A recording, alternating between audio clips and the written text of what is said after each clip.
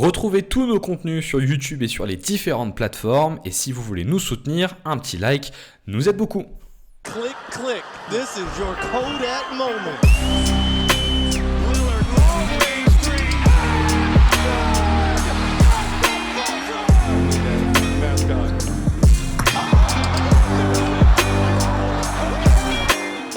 Bonjour à toutes, bonjour à tous et bienvenue sur un nouvel épisode de Beyond the Hoops.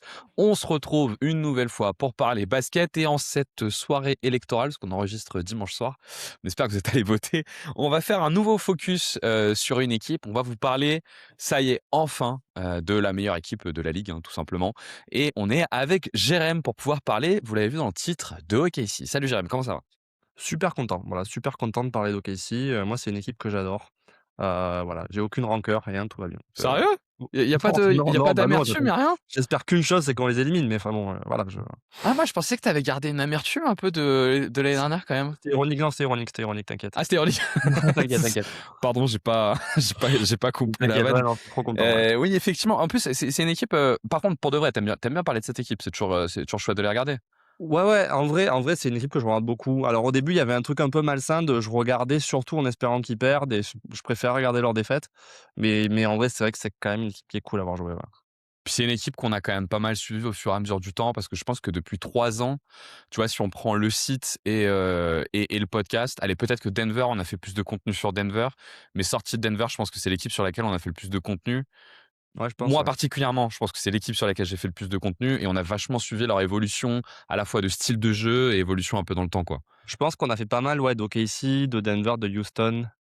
C'est, je pense, les 3 équipes qu'on a le plus couvert, hein. Chicago. Chicago. Chicago. Mais Chicago, en fait, j'avais qu'un article par an, hein. C'est juste que je me tapais la preview tous les ans. Le mythe vient de là, quoi. Ouais, mais moi aussi, je me suis bien parlé de Chicago à un moment donné, donc du coup, on s'est retrouvés au final à en parler. Et des jeunes aussi maintenant, parce qu'on commence à faire plein de podcasts sur les jeunes et sur les prospects.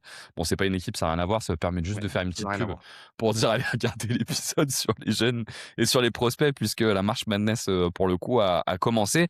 Mais effectivement, aujourd'hui, on va parler du Thunder, le numéro 1 de la conférence Ouest. Est-ce qu'ils sont encore numéro 1 d'ailleurs au classement général? Parce que Détroit Ouais. était passé devant à un moment donné, j'ai un tout petit doute. Non, je pense qu'ils ont repris là, non? Je pense qu'ils ont dû reprendre la main, ouais. Je vais regarder en même temps que je vous parle. Mais effectivement, on voulait parler d'OKC et on s'est dit que, on n'allait pas vous faire, un épisode, sur OKC comme on a l'habitude de faire, c'est-à-dire vous expliquer comment ils jouent parce que globalement, le jeu d'OKC a pas vraiment, bougé. Mais plutôt ce qu'on s'est dit, c'est qu'on allait essayer de comprendre, de se positionner dans un monde plus ou moins utopique, soit rêvé, où OKC pourrait perdre. Et qu'est-ce qu'il pourrait faire qui pourrait perdre? Donc vous allez voir, on va avoir une grosse partie qui va être là-dessus.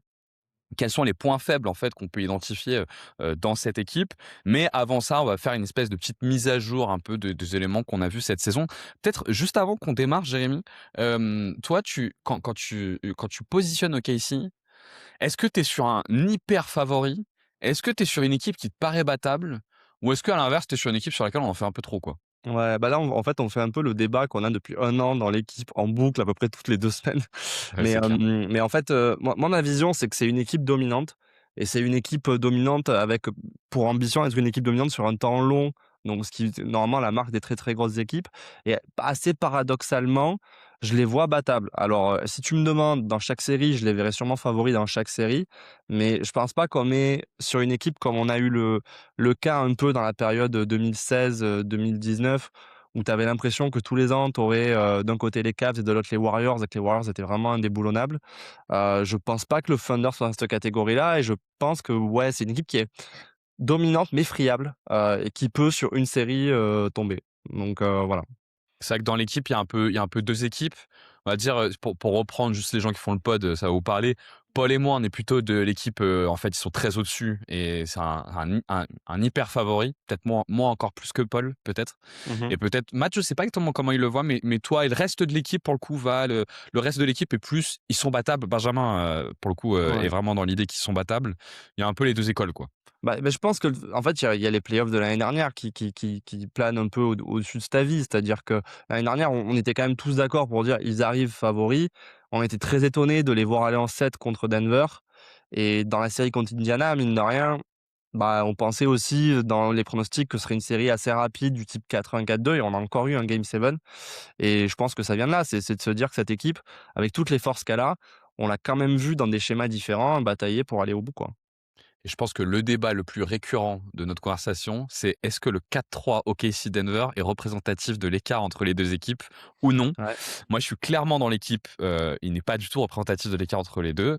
Et Ben et toi, vous êtes plus à dire, bah, attends, en fait, c'est qu'ils sont proches, quoi. Bah, non, moi je suis d'accord pour dire qu'il y a un écart qui est très fort et malgré tout, ils ont réussi à se retrouver là Ouais, et c'est pas pour rien. Surtout quand effectivement. tu le refais derrière contre Indiana, c'est qu'il y a quand même Bah, tu as alors quand moi, même une je marge fais qui est une pas si importante, quoi. mais ça peut être intéressant de t'en parler, mais moi, je fais une vraie différence entre la série contre Indiana et la série contre Denver, mais non, on va pas se refaire quand même les débats qu'on s'est fait tout l'été. C'est pas l'objet, sinon l'épisode va être interminable. Donc dans un premier temps, on se fait une petite mise à jour, qui sera plus ou moins petite d'ailleurs. On se fait une mise à jour sur OKC, on a des points qu'on voulait évoquer parce que c'est notre épisode OKC, et ensuite on rentre dans, ce sera la deuxième partie du podcast, on rentre plutôt dans la partie quand ils perdent, qu'est-ce qui se passe? Qu'est passo au moment où ils perdent? Et pourquoi est-ce qu'on peut se dire que peut-être certaines équipes ont une chance de gagner contre eux? Jérém, on s'est dit dans la mise à jour que ce qui pourrait être pas mal, c'est quand même de faire un petit point sur un joueur qui est pas mauvais, qui s'appelle Shai Gilgeous-Alexander. Et on s'est dit que c'était peut-être l'occasion de se faire un gros bout là sur Shai Gilgeous-Alexander en vous faisant un peu voilà, une mise à jour de ce qu'on voit cette saison de Shai. Peut-être que tu veux commencer. Toi, comment t'appréhendes un peu le joueur Shai cette saison? Est-ce que tu vois des différences par rapport au MVP de l'année dernière? Bah, hem, bah, déjà sa saison, elle est absolument exceptionnelle. L'année dernière dans la course au MVP, je trouvais qu'il y avait vraiment une sorte, d'équivalence entre Nikola Jokic et Shai Gilgeous-Alexander. Je trouve que là, la saison de Shai, il y a une prise totale, je trouve, de contrôle sur ce qu'il est. En fait, ce qui est fort, c'est que souvent quand un joueur a un MVP, on se dit: «Est-ce que l'année d'après, il va pouvoir repousser sa limite?» Heu, Honnêtement, il a explosé déjà dans le scoring. J'ai l'impression que plus les années avancent et plus il a ce côté où il est hyper prévisible, mais en fait, tu l'arrêteras pas pour autant. Tu sais exactement où sont ses positions, tu sais exactement où il veut aller et il y a un côté extrêmement, flippant bah, en fait, tu beau savoir où il veut aller, son tir, il sait le prendre et il est absolument létal et à tel point que, on parle souvent de ces joueurs qui sont très, très forts dans le mi-distance et qui aujourd'hui reprennent un peu le contrôle de la NBA, je trouve. C'est-à-dire être capable d'être fort à mi-distance, c'est, être capable de dominer et en fait, le simple fait que Shai soit aussi fort fait que, le Thunder est l'équipe la plus forte dans toutes les zones du mi-distance, en NBA cette année et ça vient en grande partie de lui parce qu'en fait, il est complètement incontrable, quoi et je trouve que plus les années passent et plus c'est fort et plus il est efficace et ouais et à tel point que d'ailleurs moi je sais pas ce que tu en penses, mais j'ai l'impression que à tel point qu'il est fort, en fait, le Thunder ne joue plus du tout de sa défense pour faire énormément de transitions. Ils font moins de transitions que les années passées parce qu'en fait, ils s'en remettent de plus en plus à Shai pour créer sur demi-terrain et il est de plus en plus fort pour le faire, quoi. Tu vois, je m'étais noté mon premier point sur Shai, le titre que je m'étais mis dans mes notes, c'est la dépendance à Shai se renforce. Donc je pense qu'on va être d'accord, mais moi je les trouve plus dépendants que par le passé à Shai Gilgeous-Alexander, mais j'y reviendrai peut-être dans un Dans une deuxième autre temps. partie, ouais. Ouais, déjà peut-être aussi pour juste parler de la saison de Shai. Ce qui est dingue, c'est que son niveau d'efficacité a encore augmenté de façon assez nette. Il est passé de 129 à 134 de PSA. Enfin, c'est encore une augmentation qui est quand même une augmentation importante, alors qu'il a jamais pris autant de mi-distance. Il a jamais pris autant de mi-distance et il a jamais et pour le coup, il prend moins de 3 points que l'année dernière. Donc sa shot chart pour le coup, elle s'est pas forcément rationalisée et il est d'une efficacité incroyable. Moi, je te rejoins, sa capacité à aller sur ses spots. Enfin, tu vois, je réfléchis, je crois que j'ai jamais vu un joueur qui est à ce point capable de toujours aller sur ses spots et qui trouve toujours un moyen pour aller sur ses spots. Tu sais, là, le petit 45, là, notamment à gauche, où il finit toujours à cet endroit-là. Il y a peut-être DeMar DeRozan qui a un petit peu de ça, mais sur un jeu moins fluide, plus sur du post-up. Oui. Mais il y a un côté un peu DeMar DeRozan. Et d'ailleurs, je m'étais posé la question cet été, je m'étais dit, est-ce que si DeMar DeRozan était arrivé en NBA 10 ans plus tard, est-ce que ça aurait été Shai Gilgeous-Alexander? Je suis arrivé à la conclusion que non. Non. Mais Ça a pour le été coup, longtemps, pour ouais. pour trouver la réponse? Non, j'ai pas mis très longtemps pour trouver la OK. réponse, mais on est à un niveau de maîtrise, effectivement sur le scoring qui est juste, hallucinant et qui, moi je trouve a une conséquence. J'ai vraiment l'impression, alors ça se mêle à leur défense, mais que le combo défense plus l'attaque de Shai crée énormément de peur chez l'adversaire. Et tu sais, il y a vraiment ce truc de déjà que c'est compliqué de marquer contre eux. Si Shai en plus arrive à faire ces trucs, ils deviennent un peu injouable. Et du coup, même dans les matchs où il est un peu en panne d'adresse, tu sais, quand il enchaîne 2-3 paniers de suite dans les matchs où il est en panne d'adresse, d'un coup, tu as l'impression que ça devient étouffant pour l'équipe adverse. Et il y a un truc dans son scoring qui est un peu inévitable, en fait. Il joue dans des zones très dans l'axe. Il joue très dans l'axe avec un spacing qui est beaucoup sur la ligne de fond, qui est avec une belle exploitation ligne de fond. Fait que les aides sont très compliquées à amener, vraiment très compliquées à amener. Et du coup, les aides, souvent, tu les amènes de façon assez forcée. On est plus proche de la prise à deux. Et donc, il n'a pas un decision making spécialement compliqué à faire dans ces situations-là. Et il n'est pas non plus comme Kevin Durant qui a tendance un peu à toujours donner la balle à contre-temps sur ces prises à deux là. Lui, il va plutôt les donner dans le bon timing, quoi. Et ça crée un joueur. Enfin, moi, franchement, je suis la NBA depuis 2005, donc mon regard sur les joueurs a dû évoluer au fur et à mesure du temps, mais j'ai pas souvenir d'avoir vu un joueur extérieur qui me fait cette impression, pour le coup.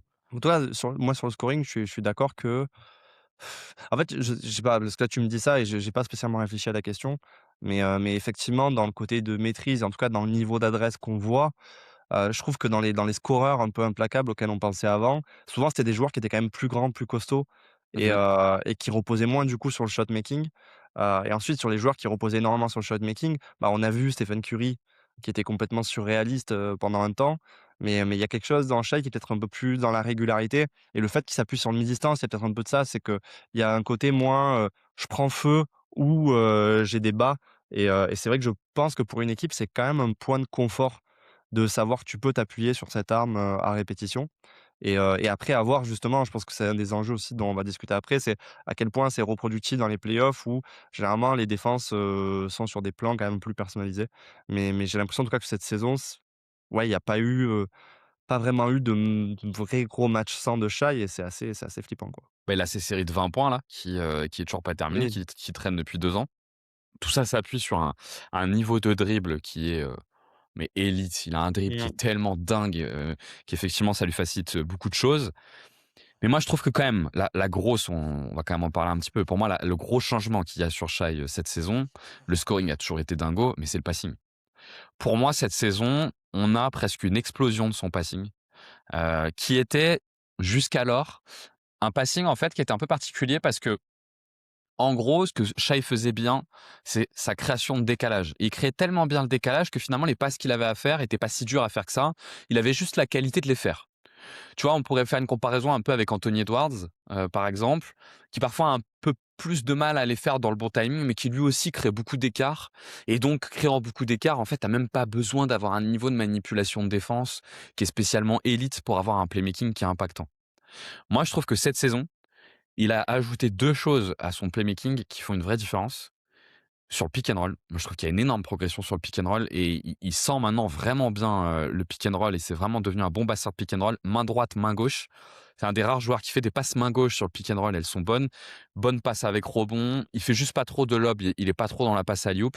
Mais je sais même pas s'il a le personnel pour, parce que Chet finalement il est pas si il est pas si Ouais, non, explosif que c'est ça pas au ça que je cercle, me quoi. disais en fait, à qui tu le fais finalement, quoi. Ouais, il est pas si explosif que ça et je trouve qu'en plus il a ajouté, mais je suis curieux d'après d'avoir ton avis, je trouve qu'il a ajouté aussi de la création en milieu de possession. Tu sais, des passes un peu d'instinct qu'il ose tenter maintenant, qu'il tentait peut-être pas forcément avant et qui rajoutent un peu d'imprévisibilité à son jeu, quoi. Tu sais, les passes dans le trafic, là, je trouve qu'il les fait très Ouais. bien maintenant. Hem, Moi, je suis d'accord avec toi sur l'idée.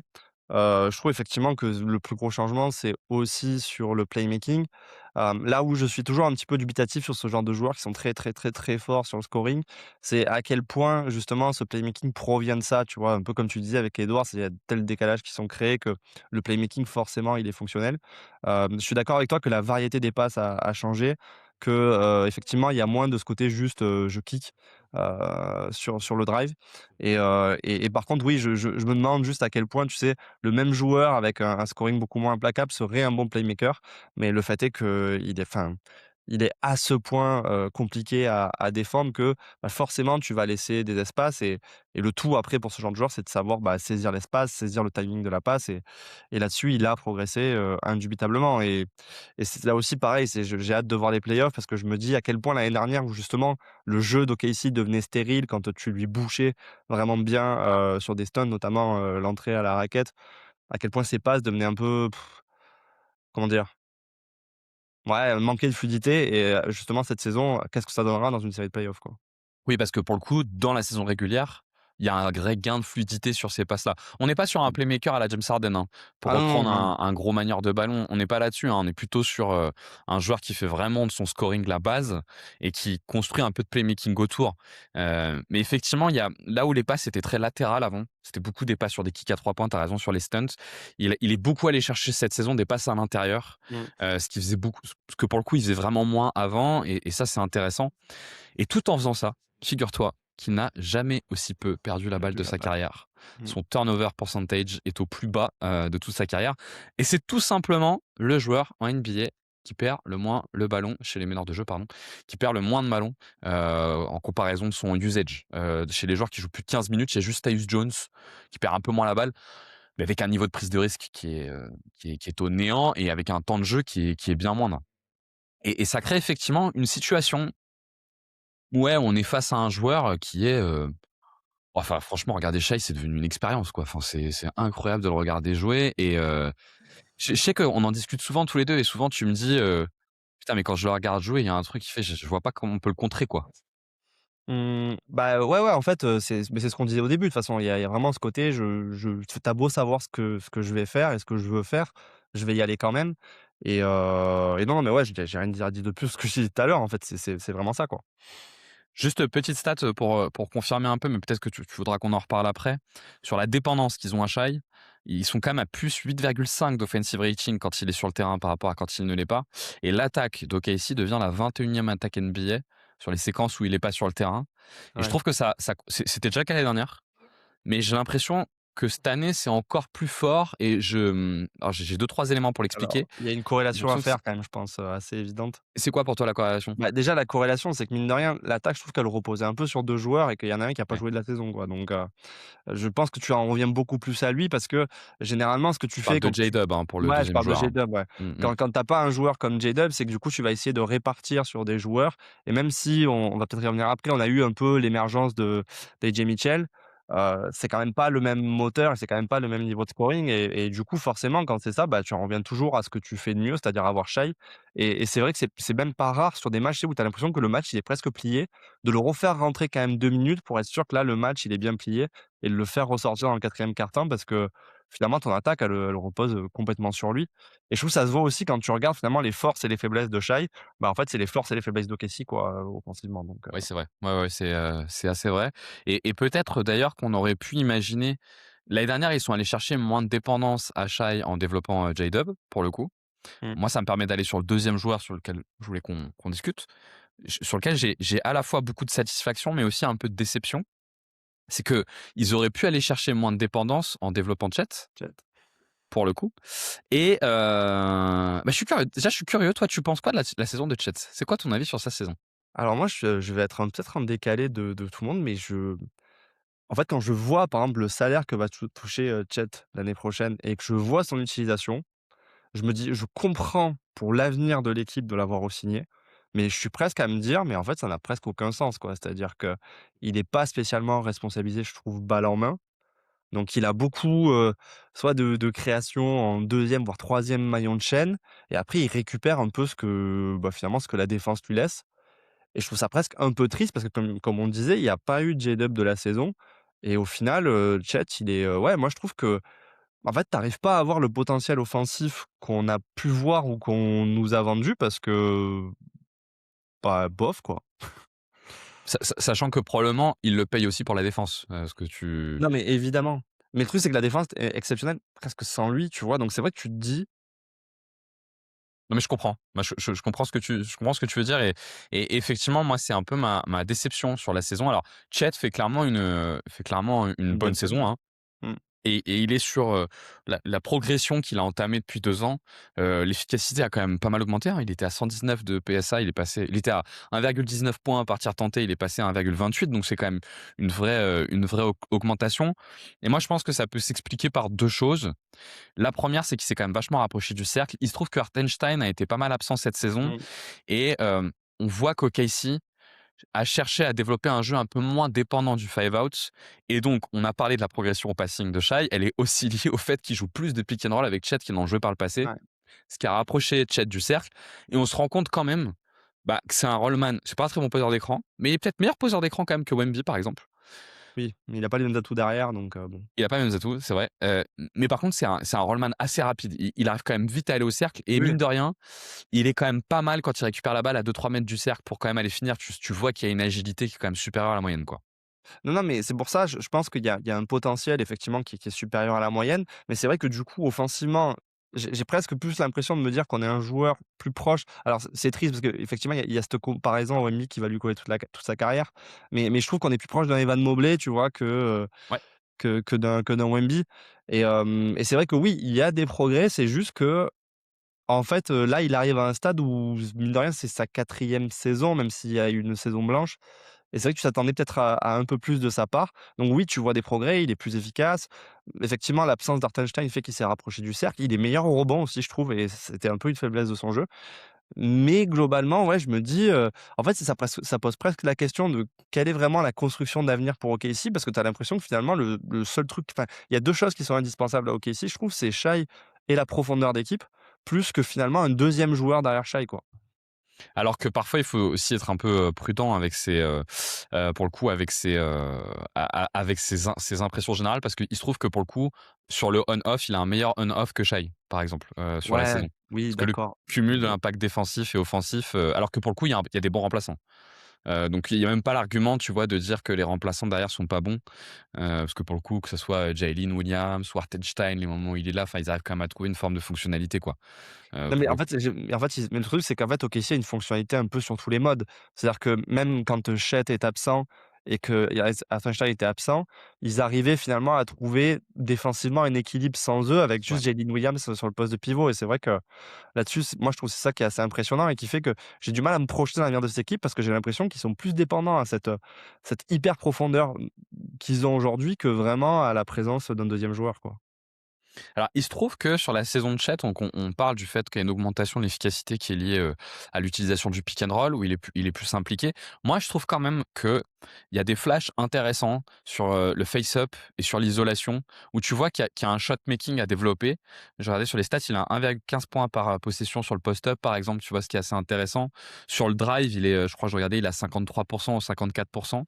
En fait, quand tu regardes un peu tout de manière isolée, et quand tu regardes en plus, tu vois des séquences, tu vois qu'il y a un potentiel à développer sur l'attaque. Mais c'est là où je te rejoins, mais je comprends pas pourquoi enfin, alors en fait, cette équipe, elle est tellement dans une recherche d'efficacité parce qu'elle doit déjà gagner, qu'elle développe pas. Parce qu'en fait, dans n'importe quelle autre équipe, Chet, on lui aurait donné plus de cartouches et on aurait dit: «Va un peu plus loin dans ton développement offensif» parce qu'on voit bien qu'il y a un truc à développer, quoi. Mais la contrepartie, c'est que ce qu'ils avaient réussi à récupérer avec J-Dub l'année dernière comme alternance d'attaque. Ils auraient pu le développer un peu cette année avec Chet, ce qui d'ailleurs peut-être leur aurait simplifié le choix à la fin s'il y a un choix à faire entre les deux. Mais moi je trouve qu'ils l'ont pas vraiment fait, tu vois. Ouais. Après, tu sais, sur un truc comme l'absence qu'on a de J-Dub, il y a peut-être aussi ce truc de tu t'attendais pas à ce que ça prenne de telles proportions C'est et vrai. donc finalement tu t'es dit: «Non mais on va rester sur ce qu'on sait faire» et Chet va rester dans son rôle.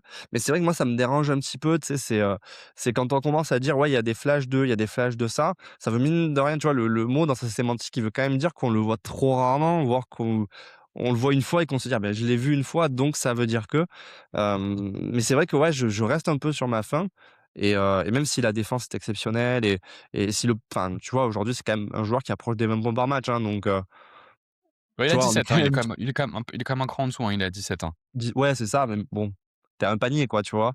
Et Ouais. et et je me dis, c'est quand même des volumes de scoring tout à fait décents pour un joueur qui a un usage qui est quand même un petit peu décevant, quoi. Bah, c'est ça parce que alors, je suis d'accord que la notion de flash, hein, il faut toujours mettre des mesures, mais on n'est pas sur un joueur qui a des flashs et qui a pas les pourcentages qui vont avec les flashs, quoi. Tu vois, là, Non, je je suis regarde les d'accord. stats, il est à 50% sur les pull-ups à mi-distance, par exemple, donc c'est vraiment que, tu vois, il y a une forme d'efficacité. Alors oui, le volume est pas dingue, il a un peu à moins de 2 tentés par match, mais enfin bon, sur le volume du saison, tu joues 61 matchs, tu as quand même un volume de plus de 120 Ouais, tirs non, qui sont mais tentés, totalement. donc il y a quelque chose à en tirer. Sur pull-up de manière générale, il a 47%, hein, c'est quand même pas mal mais ouais, effectivement, il le développe pas et je suis d'accord avec toi, c'est un peu la déception et du coup, effectivement, ça a renforcé, cette dépendance qu'ils ont à Shai Gilgeous-Alexander sur l'attaque en l'absence de J-Dub. Mais le dernier élément dont on voulait parler, tous les 2 sur un peu la mise au point et finalement on arrivera Et comme quoi le temps avance, on va finir par arriver quand même à une demi-heure. C'est qu'ils ont compensé l'absence de J-Dub en mobilisant le personnel qu'ils ont à disposition. Alors moi, je me suis noté 2 joueurs. Pour moi, vraiment les 2 joueurs qui ont compensé ça, c'est Jay Mitchell et Cason Wallace. Je sais pas si toi, t'en as d'autres et si tu as envie de dire, quelques mots sur eux, quoi? Non, mais en fait, je trouve qu'ils ont énormément mobilisé leur profondeur parce que, de toute façon, comme toutes les équipes cette saison quasiment, ça a été une pluie de blessures et oui, AJ Mitchell, c'est celui qui vient en premier parce que, notamment, il apporte ce drive, qui fait défaut en l'absence de J-Dub. Il y a Cason Wallace qui, effectivement, était très jeune, mine de rien, l'année du titre, il continue de se développer. Mais mine de rien, je trouve qu'on a vu pas mal Isaiah Joe dans la rotation.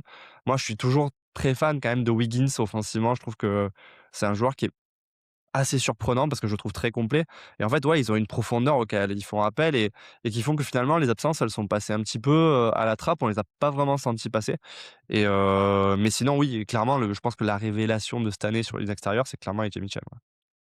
Et Jay Mitchell, effectivement, c'est celui qui a alors, c'est intéressant parce que, J-Dub l'année dernière, la première année de J-Dub, c'était un joueur qui drivait beaucoup. L'année dernière, il a un peu copié le play type de Shai, il s'est mis à prendre beaucoup de mi-distance et pour le coup, AJ Mitchell, lui, est pas là-dedans. Lui, AJ Mitchell, c'est vraiment un driver qui drive, quoi, qui va bombarder le drive. Il fait 12 drives par match en jouant moins de 30 minutes par match, ce qui est énorme. Il a 54 de réussite, sur les drives et moi, j'ai quand même une vraie question autour de AJ Mitchell et je suis curieux d'avoir ton avis.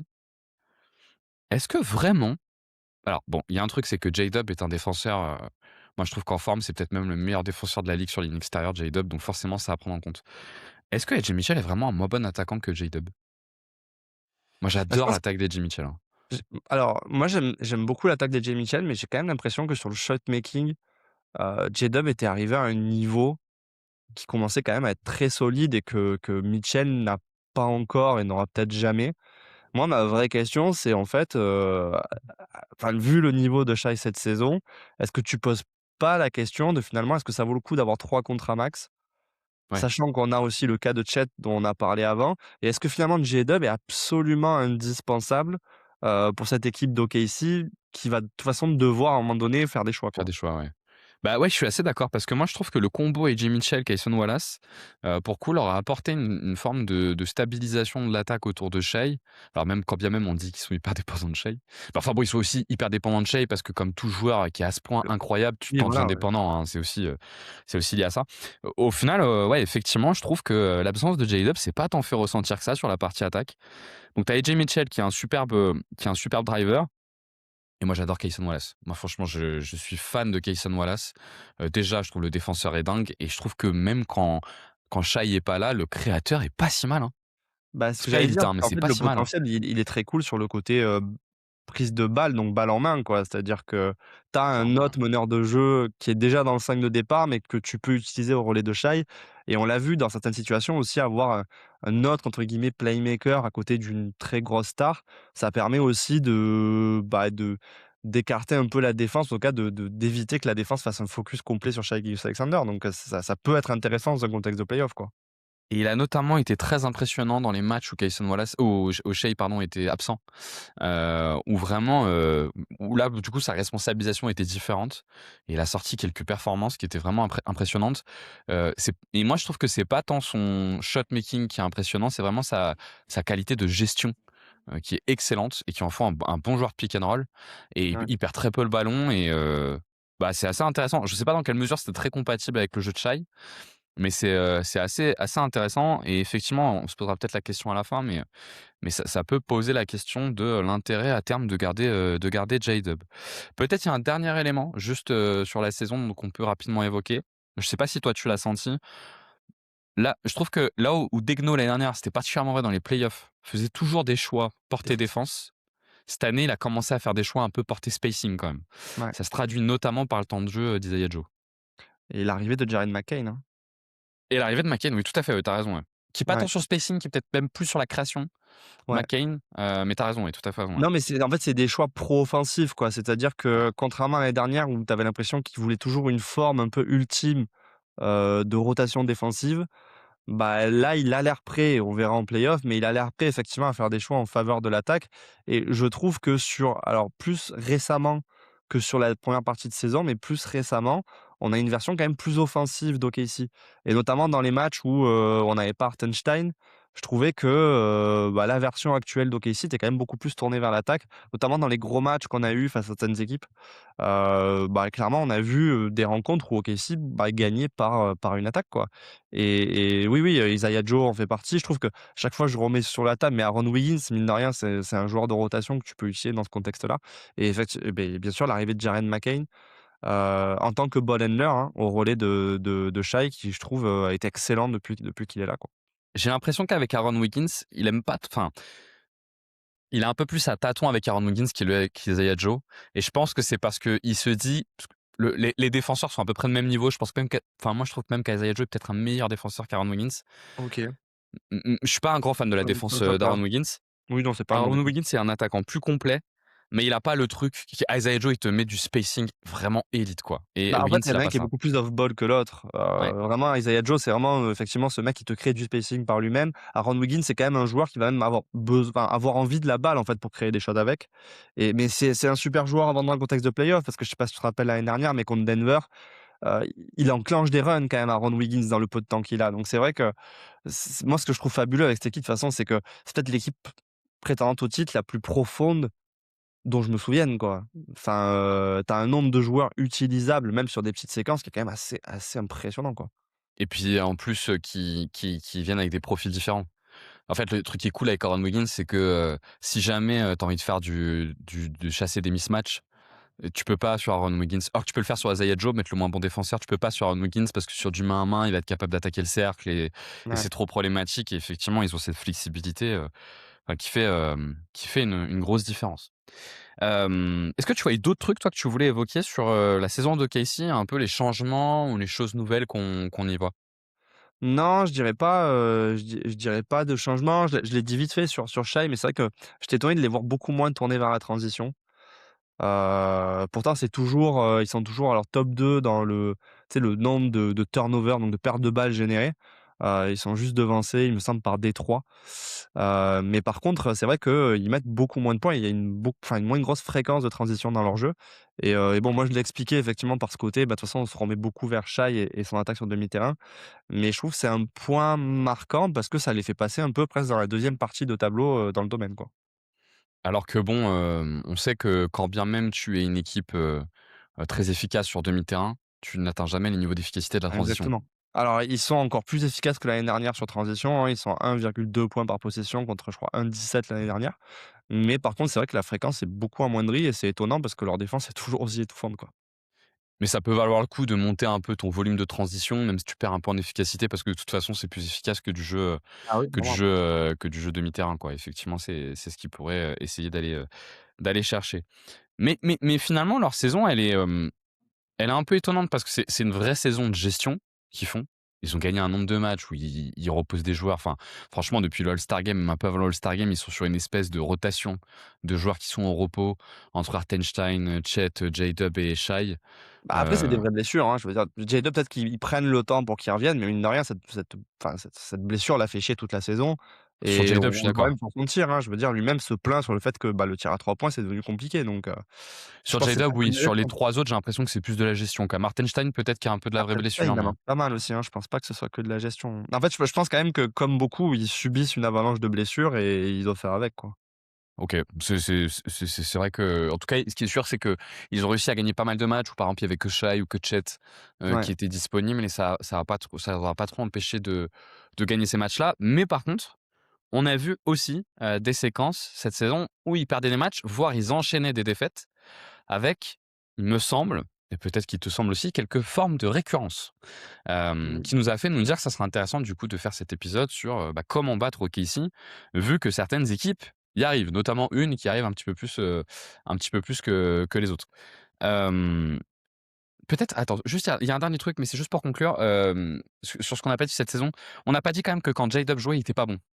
Et que l'équipe était quand même moins bonne quand J-Dub était sur le terrain, ce qui aura de l'impact à terme, et peut-être on va en parler maintenant sur les éléments qui permettent un peu de cibler, mais c'était juste le dernier point que je voulais ajouter Ouais. sur ce qu'on a vu cette saison. Bon, quand ils perdent, Jérém, qu'est-ce qui se passe? On se fait un peu un ping-pong, qu'est-ce qui se passe quand ils perdent? Chacun donne un Ouais. petit peu ses points qu'il a vus? Bah, déjà, je pense qu'effectivement, on peut parler des faiblesses un peu de cette équipe du Thunder parce que, comme toute équipe dominante, il y a quand même des choses sur lesquelles appuyer. Donc ouais, allons-y, tu commences? Comme tu veux. Tu peux y aller si tu Allez, veux. vas-y. Vas-y, vas-y. Eh bah, j'y vais. Bah, le premier, il est un peu évident, mais je sais pas si on va le passer vite ou pas, mais parce qu'il y en a d'autres qui sont intéressants. Mais forcément, c'est le spacing. Ils ont quand même toujours, ce spacing qui est un peu aléatoire au sens où, c'est une équipe qui mise énormément sur son spacing, peut-être moins qu'avant, parce que le jeu de Shai fait que tu en es peut-être moins dépendant, mais qui de toute façon mise pas mal sur son spacing et qui, quand elle a une chute d'adresse, notamment de 2 joueurs et je vais revenir dessus, à 3 points, pour le coup, il est vraiment impacté dans son efficacité offensive. Ouais. Le premier, c'est Chet Holmgren. On a toujours ce truc sur lequel on est quand même pas hyper confiant autour de Chet Holmgren qui, peut avoir des trous d'air et dans les défaites, est-ce que tu connais le pourcentage à 3 points de Chet Holmgren dans les défaites? 28? Il est à 24% dans les défaites et il est à 37% dans les victoires. Il y a quand même un écart qui est assez énorme et en fait, quand Chet met pas ses 3 points, bah, ça casse leur spacing et pour Shai, est-ce que tu connais son efficacité à 3 points dans les défaites et dans les victoires? Alors non, mais tu vois, c'est pas lui que j'aurais mis dans les déterminants. Moi non plus, mais c'est quand même notable. Bah, pour moi, le gros déterminant, c'est Chet, hein, parce que c'est lui qui fait le five out max au possible ou pas, Ouais. quoi. Oui, Shai, oui, oui.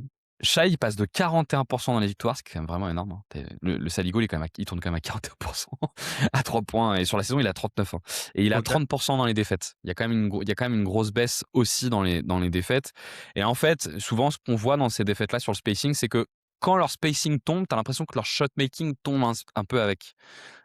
Aussi. Ils ont un peu un effet domino. Non, mais tu pourrais ne pas l'avoir, c'est-à-dire que tu as des équipes, prends les Clippers par exemple. Les Clippers, quand leur spacing baisse, leur shot making bouge pas tant que ça parce que Kawhi garde son shot making. Tu l'as un peu quand même sur le Thunder. Je crois que j'avais regardé, Shai, il a 57% de moyenne dans les victoires et il tombe à 50% dans les défaites. Alors, faut faire attention aux liens de causalité qui sont pas Ouais. forcément évidents, mais je trouve quand même que globalement, ce qu'on voit, c'est que quand leur spacing baisse, il y a énormément d'isolation pour Shai. La marge devient un peu trop importante et ils perdent vraiment en qualité de shot making. Alors moi, j'avoue que j'ai un peu une lecture où j'ai l'impression que c'est plus, limite, dans le sens inverse.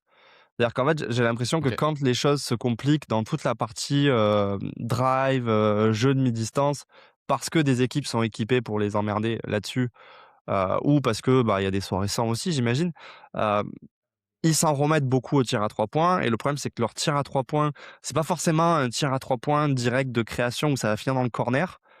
C'est plutôt, voilà, c'est pas une équipe qui tire beaucoup dans le corner et qui est efficace dans le corner et donc du coup, on en revient à des tirs un peu plus compliqués et c'est là que je trouve que c'est très intéressant les choix que fait Mark Daigneault récemment de vouloir se tourner plus vers l'attaque parce que l'année dernière, ce qui a failli les tuer, notamment contre Denver, c'est ce côté: «Ah ben mince, on n'arrive pas, à aller au cercle, on a du mal dans le shot making à mi-distance, donc on fait que ressortir à 3 points» et quand ça rentre pas, d'un coup, on a l'impression que l'attaque, elle est un peu inapte, quoi et je pense que c'est une des faiblesses du Thunder, effectivement, je suis d'accord, c'est ce côté où on s'en remet beaucoup à 3 points.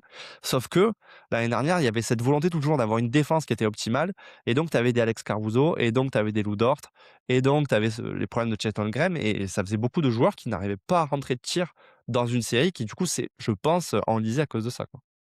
Et probablement parce que je sais pas, tu vois, je suis pas encore convaincu que Degno en playoff, fera des choix d'attaque. On Mais je verra. me demande si, tu vois, il le fait pas pour que son équipe soit prête si jamais à un moment donné, il faut qu'il sorte la carte, tu vois? Je serais très surpris sincèrement qu'en playoff, par exemple, McCain ait beaucoup de temps de jeu, tu vois? Je je le vois pas trop partir sur ce genre d'option, mais peut-être qu'il se dira, au bout d'un moment, si le spacing devient trop compliqué, allez, je fous Joe ou je fous McCain et puis on rééquilibre un peu. Après, je pense que McCain le fait pas mal jouer parce qu'il se dit aussi, imaginons que J-Dub puisse pas jouer en playoff, Tu as besoin de tu ouais, c'est besoin ça. d'un deuxième shotmaker, ouais. Tu besoin d'un deuxième shotmaker.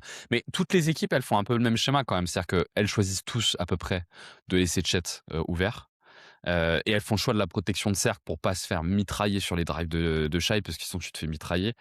C'est pour ça que je trouve que quand même, ça dépend un peu de ça, quoi. Ça dépend quand même un petit peu de. C'est un jeu de vase communicant, je suis d'accord. Mais j'ai l'impression que la base de tout, c'est quand même un peu le shoot de Chet, quoi. Moi, j'ai quand même toujours un peu cette impression-là. Et quand Chet met dedans, ils sont un peu imbattables, hein, quand même, hein. C'est quand même Et vraiment compliqué de les battre, hein. et d'ailleurs, c'est là que moi j'ai enfin, de toute façon, c'est un joueur je trouve très, très utile, c'est Jalen Williams. Je trouve que Jalen Ouais. Williams, c'est vraiment un élément sous-estimé de cette équipe. Parce qu'on le voit à chaque fois qu'il y a des absents et qu'il est au relais. Bon, déjà, moi, je trouve que défensivement, c'est une plaie ce joueur. Vraiment, il est vraiment pénible défensivement. Mais surtout, offensivement, il ouvre énormément les choses et j'aurais presque tendance à plus avoir confiance en son tir à 3 points qu'en celui de Chet, par exemple, quoi. Ah ouais, carrément. J'exagère un peu, peut-être. Ouais. Mais bon. Mais il y a quand même un truc où ouais, je trouve que c'est un joueur qui est pénible parce que, bah, il a un peu les 2 combos de il peut se permettre de faire des fautes parce qu'il joue peu, donc il est quand même très agressif défensivement. Il tient bien ses vis-à-vis et en plus, bah, mine de rien, il a le shoot à 3 points et c'est à chaque fois que je vois le Thunder, je me dis: «Putain, c'est pas cher payé pour un joueur comme ça, quoi». Mais il a le bon profil en plus pour défendre sur Jokic, je pense. Donc c'est peut-être aussi pour ça que tu le vois Peut-être pour ça particulièrement. qu'il m'agace un peu, ouais. Ouais, ouais. Effectivement. Mais donc effectivement, on a ce truc sur le spacing qui revient un peu tout le temps. Moi, je trouve quand même qu'ils y ont trouvé 2 parades. Il y a un peu plus d'utilisation de système que l'année dernière. Et Joe, une fois de plus, on a parlé de Joe et de McCain en sont quand même le symbole. Et Tegno est un peu sorti de ça. Et donc de système pour des shooters, hein, je parle. Et il y a quand même, et ça on l'a dit avant, plus d'utilisation du pick and roll pour essayer de sortir de cet automatisme. Et donc je trouve quand même intéressant de voir qu'ils essayent d'y trouver 2 réponses. Parce que n'oublions pas quand même que le Thunder fait quand même cette saison dingo sans leur troisième meilleur joueur ou deuxième meilleur joueur quand même, hein. Donc c'est quand Bah, même. vu le volume d'attaque qu'il a, ce pour moi, c'est pas déconnant de dire le deuxième quoi. En tout cas, l'année dernière, sur la quête du titre, c'est le 2e meilleur joueur de l'équipe, il y a pas photo, quoi. Non, ouais, je suis d'accord. Et puis surtout que la défense, elle est tellement dingo. Tu Bah, vois, c'est ça. tu en parles de McCain qui te fait des choix d'attaque. Ce qui est bien avec J-Dub, c'est que tu peux avoir la création de McCain Bah, en ayant le meilleur tu as défenseur de fait la de ligue, ton quoi. 1er, ouais. Ouais, c'est Ouais, c'est c'est quand ça. même, c'est quand même assez dingo. Donc voilà, ça c'était le premier élément que je m'étais noté. Tout le monde l'a un peu noté. Alors je sais pas s'il faut qu'on y passe 10 ans. Peut-être qu'on peut passer sur un deuxième que toi t'aurais noté Bah, qui serait différent. en fait, moi, le deuxième, il est un peu dépendant, mais tu vois, on parlait du fait de faire des choix plus offensifs, peut-être parce qu'il se dit qu'effectivement, peut-être qu'il y aura pas de J-Dub ou qu'il y aura pas un J-Dub en grande forme et cetera. Mais je trouve que le point commun quand même des équipes qui arrivent à mettre le Thunder en difficulté slash les battre, c'est justement de sanctionner, en fait, ces choix-là. Et c'est un truc, je trouve, en saison régulière, les équipes, des fois, elles hésitent, tu vois, à se dire: «Bon, bah, il y a Isaiah Joe, je vais l'attaquer à répétition. Il y Mmh. a Jaren McCain, je vais l'attaquer à répétition» et souvent, ça arrive trop tardivement dans le match. Mais je pense qu'en play-off, un des éléments qu'il va falloir mettre en place, c'est que si le Thunder fait ses choix un peu offensifs, bah, il faut que les équipes en fait, fassent une chasse à ces joueurs-là, que ce soit Aaron Wiggins, que ce soit, McCain, que ce soit Isaiah Joe. En fait, je pense que les équipes doivent avoir vocation à ne pas avoir ces joueurs sur le terrain, parce que tu as envie que le Thunder soit dans une version plus défensive et avec un shot making plus délicat et je pense qu'une des clés pour les Bats, en fait, c'est d'avoir des joueurs comme Carvo sur le terrain qui peuvent faire des matchs à 1 sur 8, 1 sur 10, 1 sur 12 et vraiment pénaliser l'équipe, quoi. Donc voilà, moi je dirais que l'élément c'est ouais, c'est la chasse au mismatch, quand enfin le Finlande t'en donne, quoi.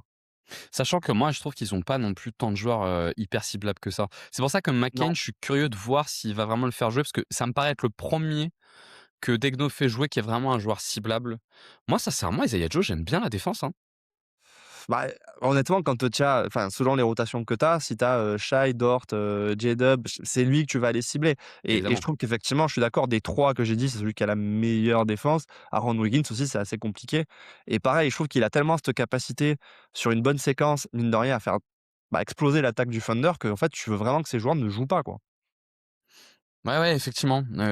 Effectivement, ce point-là donc parce que ce qui est compliqué avec cette équipe, c'est que même quand tu cibles le mismatch, ils sont tellement forts dans les aides et dans les stunts que parfois c'est presque un mauvais choix parce que du coup, tu sais, tu récupères le côté un peu bordélico de leur défense là, et c'est là où ils génèrent du turnover de façon assez importante. Mais je suis d'accord, je vois ce que tu veux dire, cette idée de se dire que pour les battre, il faut les forcer à faire le choix de la défense Mmh. parce que au moins, ça te permettra, ça te permettra de vivre par l'attaque. Et c'est vrai que d'ailleurs, les deux équipes qu'ils ont mises en danger sont quand même deux excellentes équipes d'attaque, hein, que ce soit Indiana ou Denver. Ouais. C'est deux excellentes équipes d'attaque. À l'inverse, Memphis, même si on les compte pas trop, mais surtout Minnesota, qui sont plutôt des équipes de défense, notamment Minnesota, ils n'avaient pas du tout mis en difficulté, parce que là, quand tu joues le jeu de la défense avec eux, t'es mort. Enfin, clairement, hein, quand Mais tu joues alors, le jeu de la assez défense, t'es mort. paradoxalement, je trouve que la série entre les Wolves et le Thunder était pas du tout une série si défensive que ça. Je trouve que l'attaque a beaucoup plus pris le pas sur la série dans la série contre par exemple les Wolves que dans la série contre Denver, hein. Au final, oui, oui, au final, ouais. Ouais, ouais, c'est vrai. Parce qu'il y a notamment cette dimension shot-making qui peut être importante. Et Moi, notamment, un point d'ailleurs intéressant qui est notable, c'est que je trouve que c'était vraiment la série de J-Dub, la série contre les Wolves.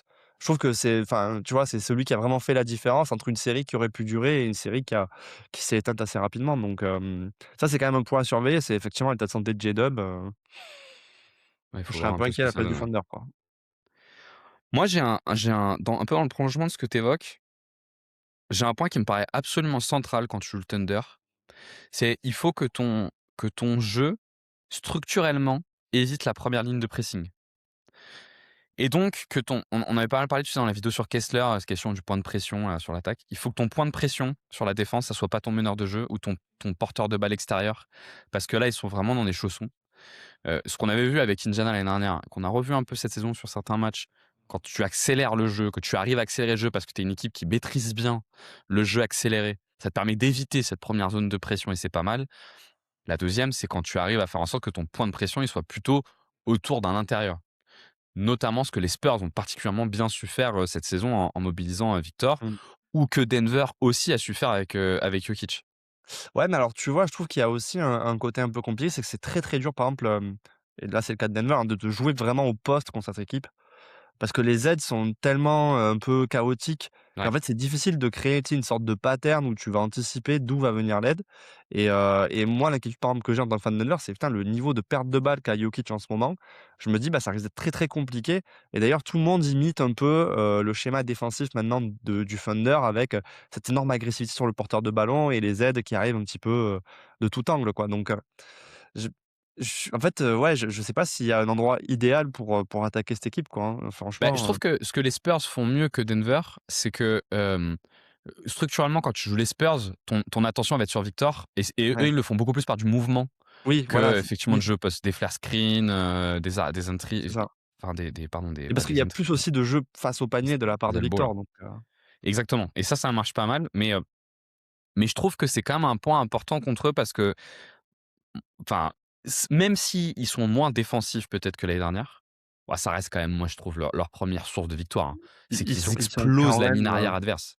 je crois qu'ils sont quand même premiers avec, je crois 2 points d'écart avec, Détroit sur le defensive rating, Ah hein, ouais, non, mais ils explosent la ligne arrière adverse à chaque fois notamment quand Caruso rentre. C'est là où ils passent leur version vraiment hyper agressive défensive. Ça passe pas que par Caruso, hein. Mais il imprègne un peu Oui, oui, cette dimension-là et il y a plein de matchs qui gagnent comme ça, qu'ils écrasent comme ça. Et je trouve que effectivement, ça, c'est un truc qui est important à faire. Et effectivement, je trouve qu'il y a 2 façons de le faire. Il y a 3 façons de le faire. Il y en a 2 qui marchent mieux que la troisième. La première, je l'ai dit, c'est, être capable d'accélérer le jeu, mais il faut que tu aies un très bon niveau de maîtrise, de maîtrise des pertes de balles parce que si tu perds la bataille des possessions, des turnovers contre eux, tu as tendance à être un peu mort. Le deuxième, c'est avoir un grand que tu arrives à faire tourner autour du jeu sur du jeu un peu off-ball où en fait ton jeu autour du pic, en gros le pic ça marche pas contre eux quoi, et que ton jeu autour du pic est pas très présent, mais que tu arrives à aller chercher un joueur un peu off-ball, c'est ce qui est très bien fait par les Spurs avec Victor. Et le troisième, c'est plutôt sur du jeu au poste. On l'avait vu effectivement avec Jokic. Alors, on peut dire que ça a pas trop marché, mais ça marchait aussi un peu quand même. Enfin, c'était pas non plus totalement dysfonctionnel, hein. C'est non. juste que par moments, ça fonctionne pas totalement, quoi. Disons que ça marche tant qu'il y a Aaron Gordon, ça marche plus quand, Aaron Gordon n'est pas là, quoi. Oui, parce qu'il faut punir en fait ces espèces d'énormes aides et que c'est Il y mieux a que qu'on peut-être lui qui sait le faire. au monde. Mais c'est vrai. Non mais je veux dire à Denver, il y a que lui qui sait le faire donc À Denver, avec lui qui sait le faire. Bah, surtout, ce qui te donne Aaron Gordon, alors même s'il avait un niveau de shot making assez incroyable, c'est qu'il te permet de punir les aides pas que par le 3 points. bah oui, c'est ça. Et ça, c'est vraiment super important parce que sinon, tu es dépendant du 3 points et c'est un peu. Bah, t'en prendras peut-être un dans le lot, mais tu t'en prendras pas Oui, 4 quoi. non mais c'est ça, c'est ça. T'en prendras pas 4 comme ça. Donc, C'est ouais, la moi, pression qui est forte, hein. c'était mon deuxième point. T'en as un autre, toi, ou pas? Bah, j'ai l'évidence, mais effectivement, je pense que quand même le talon d'Achille de cette équipe d'OKC, c'est, le rebond Ouais. et heu et bon voilà, juste de dire ça, ça suffit, mais c'est une équipe qui est déjà sur le rebond défensif n'est pas excellente. Ils sont plutôt dans la moyenne basse de la ligue et qui ne jouent pas le rebond offensif. Donc s'il y a un endroit dans lequel vous pouvez, bah, gagner le jeu des possessions face au Thunder, c'est, en les démontant au rebond et en espérant ne pas, bah, générer trop de pertes de balles de votre côté, quoi. Effectivement, bah, le combo un peu essayer d'être sur balle en main slash, gagner la bataille des rebonds, c'est quand même un moyen de s'offrir des cartouches en plus contre la meilleure défense de la ligue et souvent en plus, bah, un rebond offensif, c'est quand même un panier assez facile donc il y a clairement une cartouche à jouer là-dessus. D'autant que, bon, toi tu disais qu'il jouait un peu, la carte du repos, mais je pense qu'Hartenstein est quand même bien embêté de cette saison physiquement donc c'est quand même leur meilleur rebondeur défensif et potentiellement il sera pas à 100 pendant les playoffs, quoi. Ils sont à 40,9% de rebonds dans les wins et dans les défaites, ils descendent à 45,8, donc ils perdent quand même pas mal. Donc effectivement, c'est là-dessus que tu peux un peu aller chercher de la bataille des possessions. Disons que la bataille des possessions au jeu des pertes de balles contre eux, elle est un peu injouable. Même si on avait vu lors des derniers playoffs que Indiana y arrivait, quand Indiana y même. arrivait, ouais, mais parce qu'Indiana était quand même sur le enfin, la circulation de balles était quand même très, très particulier, quoi. Je pense pas qu'il y ait une équipe cette saison qui ressemble à Indiana, Ouais, dans je suis dans le jeu. d'accord. Je suis d'accord et ça va te donner un autre point. Je pense qu'il y a un truc que faisait bien Indiana, c'était d'étouffer la création du Thunder, mais j'en parle après. Mais effectivement, la question du rebond, c'est une équipe qui a progressé au rebond, mais c'est pas du tout, mais c'est pas une équipe élite. On n'est pas sur une équipe élite au rebond. En fait, on est sur une bonne équipe. Ils sont pas si mauvais que ça, hein. Ils jouent pas le rebond offensif, mais je crois que je regardais les stats sur la protection du rebond défensif. C'est pas non plus si mauvais, hein. Ils sont quand même top 10, hein. Moi, Euh, attends, alors après c'est les stats clean de glace que j'ai, mais ils sont 16e normalement. sur le rebond défensif aussi. Ouais. Ok, autant pour moi. Bah, en tout cas, du coup, ça confirme. Ils sont 13e, moi, sur ce que j'ai. Et effectivement, ça OK. confirme en tout cas ce qu'on dit. C'est que c'est une équipe qui est pas élite au rebond. Et donc, si effectivement on arrive à protéger un peu les pertes de balles, il faut quand même être de l'autre côté très agressif au rebond pour réussir à les punir là-dessus. Moi, j'avais un troisième point qui, pour le coup, me vient vraiment de deux choses. C'est ce que j'ai vu des Spurs et ce que j'ai vu d'Indiana l'année dernière. C'est quand même une équipe dont contre laquelle tu peux étouffer leur création. Parce que leur schéma de jeu est quand même assez simpliste, malgré tout, même s'ils l'ont un peu complexifié. Et si tu arrives à matcher leur intensité, notamment sur la course, il faut être un peu deep contre eux pour réussir à être tout le temps très intense, tu peux réussir à faire en sorte que leur création devienne finalement assez faible. Parce qu'en fait, en dehors de Shai, bah, ils sont assez faibles, quoi. Et je pense que c'est pour ça que Wallace, d'ailleurs, prend de l'importance, parce que lui, pour le coup, il est pas trop mal là-dessus. McCain est une réponse à ça aussi, Mmh. notamment en l'absence de J-Dub. Mais cette équipe-là, quand tu arrives à être fort sur le jeu de stunt autour de Shai, tu sais qu'autour, la création va pas être dingue, et notamment que leur accès au cercle va être finalement un peu limité. Et donc, je trouve que c'est un point sur lequel tu peux insister, quoi. Bah, ouais, c'est ça et puis d'autant que, comme je disais, je trouve que c'est quand même une équipe quand tu regardes, on va dire leur shot chart qui est pas méta et donc en ce faisant, tu peux aussi les pousser à vivre sur des tirs qui sont pas hyper rentables de base. Alors, effectivement, Shai est à ce point fort que ça fait fonctionner l'équipe, sur, notamment du mid-range, mais tu peux quand même te poser la question, en fait, tu en reviens à ce truc de, finalement, si tu arrives à étouffer leur création, que la finition au cercle, elle est pas trop au rendez-vous, ils dépendent d'un tir à 3 points qui est pas le tir à 3 points le plus facile qui soit et du coup, il y a quand même, un espoir d'arriver à une série qui devient une série à bas scoring et il y a peut-être un truc à jouer là-dessus, quoi. Ouais, sachant que, en fait, si tu sors de Shai qui, s'il y a pas d'aide, il est en capacité de multiplier les accès au cercle. Autour, les autres créateurs, c'est quand même un peu moins le cas. Ça peut vite être des créateurs qui s'arrêtent beaucoup à mi-distance. On a parlé de J-Dub pour qui c'est le cas. McCain, il faut voir un peu plus dans le temps, mais Kayson Wallace, non, Kayson Wallace, c'est quand même pas mal, je trouve, pour aller au cercle. Mais bon, il va Mais pas c'est arriver du à le faire. volume quand même, enfin, c'est du Ouais, volume c'est du petit volume, ouais. relativement faible, Ouais. quoi. Et Chet, pour le coup, quand il doit attaquer les close-out, c'est pas bizarrement, alors qu'on pourrait se dire que c'est un joueur qui peut poser le dribble et finir au cercle, c'est pas vraiment ce Je qu'il suis fait, pas quoi. fan, moi. Je suis Non, enfin, c'est je pas trouve vraiment quand ce il le qu'il fait, fait, ouais. c'est pas terrible, hein. Non, c'est pas vraiment ce qu'il fait. Et donc, ouais, je trouve que c'est un point sur lequel tu peux les attaquer, sur lequel ils ont une forme de petite faiblesse. Même si, une fois de plus, comme on le disait tout à l'heure, je trouve que quand même leur jeu cette année les rend moins dépendants de ça. La multiplication du pick and roll, pour le coup, les aide quand même pas mal là-dedans, je trouve. Mais c'est aussi un point sur lequel tu peux un peu les attaquer. Est-ce que tu en as un autre, toi? Bah, écoute, moi non, je trouve que alors moi, qu'il y en ait d'autres, mais moi, ça fait partie des points que j'ai notés et sur lesquels je me dis: «Il y a de quoi grappiller», mais après sur le reste, ils sont quand même, Bah, il y a quand même un truc sur lequel, ouais. en tout cas, Indiana et Denver avaient réussi à le faire dans les victoires. C'est que tu peux quand même, si tu arrives à faire en sorte que leur agressivité se traduise par des fautes, tu peux quand même rentrer dans une logique où tu vas beaucoup lancer franc. Et Ouais. Denver avait bien fait ça quand même. Même s'il y avait beaucoup de fautes oubliées, ils dire machin, machin, machin, Non, mais en fait, c'est hein, plus que j'ai l'impression et ça, c'est un truc qui m'agace en NBA que l'arbitrage, il est pas constant et notamment dans le cours d'une série et donc oui, j'ai pas noté ce point parce que j'ai quand même l'impression qu'on est très dépendant de qui arbitre ce soir-là et je trouve ça un petit peu, ouais, je trouve ça un petit peu agaçant, quoi. n'en reste que face aux défenses très agressives, si tu as réussi à aller beaucoup au lancer franc, enfin, contre les défenses très agressives, une des réponses peut être de réussir à aller beaucoup au lancer franc parce que tu as des Oui. joueurs qui sont forts là-dedans. Ouais, ouais. Genre, Jokic, il est quand même assez fort pour réussir à beaucoup aller au lancer franc. Wemby est devenu quand même un joueur qui est pas mal pour aller chercher les fautes. Là où Devin Booker, par exemple, a jamais été un joueur expert là-dedans. Enfin, on sait que même s'il a plutôt des statistiques qui sont pas mal, on sait que quand ça Bah, de devient toute façon, trop dur, il va pas son trop. tir, enfin, on va dire son régime de tir n'aide pas non plus, quoi. Non, c'est sûr. Tu vois, par exemple, je pense à Alperen Sengun. Alperen Sengun est typiquement un joueur qui a la capacité d'aller générer énormément de fautes et d'aller au lancer franc beaucoup. Donc, je pense que c'est quand même un truc sur lequel tu peux aller un peu les chercher, quoi, Ah oui, non, pour mais le coup. clairement. Enfin, moi, je pense que c'est une vraie faiblesse du Thunder, d'autant que, alors je sais pas comment ça va évoluer avec les années, mais leur schéma défensif où il y a une agressivité qui est quand même très inhabituelle et il y a une volonté quand même de mettre les mains sur le ballon qui est, franchement, enfin, cette défense-là, elle est d'une agressivité qu'on en a très peu vue, fait qu'effectivement, il y a beaucoup de moments où, bah, il va y avoir des contacts avec les mains sur les joueurs et là, après, c'est à quel point tu arrives à tirer parti de ça et à quel point on te laisse tirer parti de ça. Moi, j'avoue que l'année dernière, je trouvais qu'il y avait des matchs où je me disais: «OK, là, on est sur quelque chose où l'équipe peut en tirer parti» et d'autres, comme je disais, où, Mmh. par exemple, Game 7 contre Denver, où je me disais: «Mais ouais, de toute façon, voilà, il y a rien à faire, quoi. Enfin, si tu siffles pas ça, c'est fini, quoi».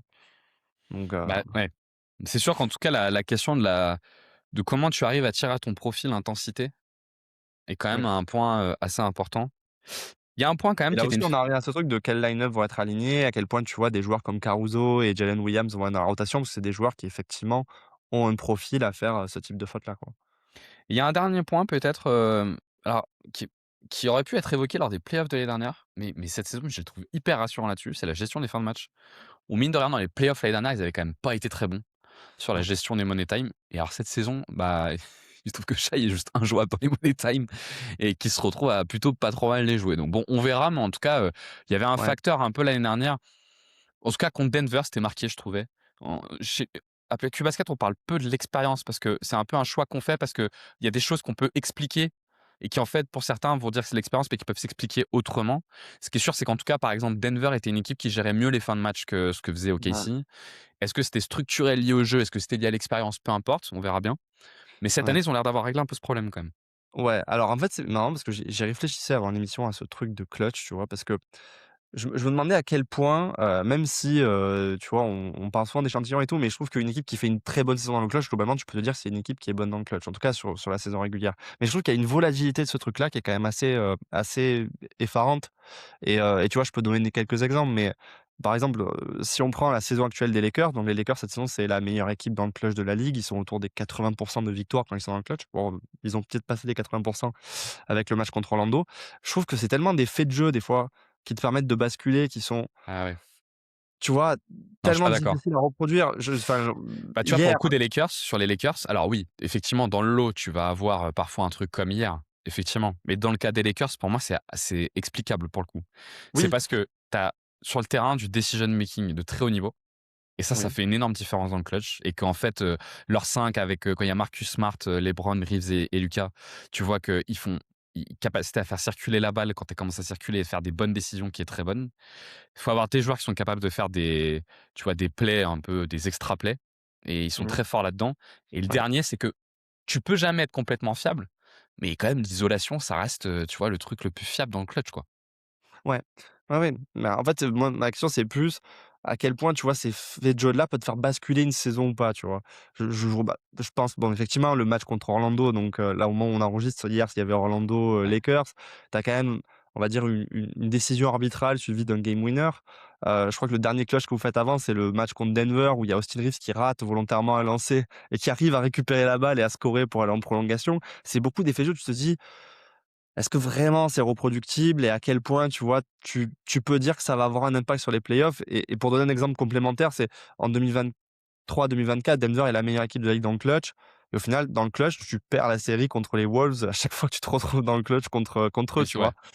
Et du coup, je me dis, en vrai, je suis d'accord avec toi, hein, ça fait partie notamment des très belles choses de la saison de Shai, c'est que dans le clutch, il a été intraitable.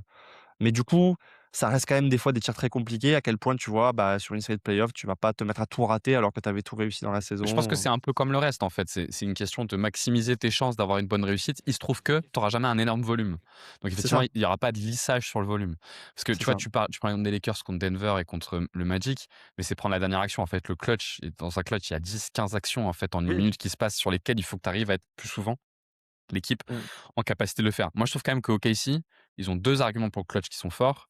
Défensivement, grosse capacité à faire des clutch plays et ils jouent de l'isolation, ils ont le meilleur joueur d'isolation de la ligue, de l'autre côté, quoi. Ah oui, oui, non, mais bien sûr, bien sûr. Mais en même temps, l'année dernière, tu vois, contre Denver, ce truc-là, ils avaient les 2 éléments Ouais, et c'est vrai. malgré tout, l'effet de jeu allait contre eux, quoi, donc C'est vrai, c'est vrai. Non, mais c'est sûr. C'est pour ça que je l'ai noté quand même comme étant un truc, en tout cas l'année dernière, ouais. non Mais bon, mais faut c'est vrai que je faisais partie, tu vois, l'année dernière, j'étais le premier à dire: «Bah, regarde, dans cette équipe, dans le clutch, quand même, elle a montré que sur une trentaine de répétitions, elle était quand même dominante» et au final, de plus en plus, je me dis: «Ouais, mais en fait, finalement, est-ce que, heu, est-ce mais que ça a une vraie ils ont valeur?» peut-être quand même, dans la saison, vécu plus de clutch que l'année dernière. L'année dernière, c'était un point qu'on avait ciblé, c'était de dire qu'ils avaient gagné énormément de victoires en Bah, mode rouleau compresseur. Cette année, ils ont eu plus souvent à gérer des clutches et tu as quand même l'impression cette année que le schéma est très clair sur ce qui se passe dans le clutch. ouais, ouais, ouais. En fait, ils ont eu un début de saison qui ressemblait un peu à l'année dernière où ils roulaient sur tout le monde et c'est vrai que depuis que le calendrier s'est corsé et qu'ont un peu ralenti, ils ont eu des répétitions, effectivement. Et oui, Alors, c'est vrai que l'année dernière, on disait qu'ils avaient un peu ce côté équipe qui a gagné énormément, mais assez facilement et du ouais, coup, quand ça se tend, tu peut-être pas tes repères. ce qui Là, s'est peut-être plutôt que cette année, ils confirmé les auront plus, ouais. Mmh. ce qui s'est plutôt confirmé, d'ailleurs. Oui, bah, clairement, ouais. Reste donc à savoir si on a fait le tour un peu des points faibles, quelles sont les chances qu'on s'est dit, c'est Match-up. qu'on allait prendre un peu les 5 équipes, les 5 principales équipes qui peuvent les confronter, donc les équipes qui sont pas dans le play-in sur la conférence Ouest pour voir un peu quelle est leur chance de gagner contre le Thunder. Est-ce qu'on y croit un peu? Est-ce qu'on n'y croit pas? Peut-être qu'on peut se faire un petit jeu à chaque fois, on peut se dire à la fin, tu sais, pourcentage, est-ce qu'on est à 80-20, 60-40, 50-50, et ça permettra peut-être de se dire un petit peu ce qu'on en voit. Tu veux Heu faire quoi? De la moins probable à la plus probable ou l'inverse? Bah, on peut peut-être reprendre le classement? Non, non, peut-être la moins probable, la plus probable, parce que le classement va aller un peu trop vite sur, Le classement, là, en ce moment, il ouais. et puis il est tellement proche. On peut-être la moins probable, pour toi, c'est qui? En fait, où est-ce qu'on commence? Est-ce qu'on commence dans, on va dire, le top 6 ou est-ce qu'on commence, même en dessous, tu vois? Non, on reste au top 6. On Au reste au top top 6, 6, on OK. fait 5 équipes. Moi, l'équipe en laquelle je crois le moins, c'est les Rockets. Allez, on commence sur les Rockets. En fait, alors je sais que pour certains, les Rockets faisaient partie, notamment pendant une bonne partie de la saison, de ces équipes qui avaient une vraie chance contre le Thunder. Le truc, c'est que c'était quand même essentiellement basé sur l'idée que, en fait, ils allaient gagner la bataille des possessions et la bataille physique de manière, absolument outrageuse.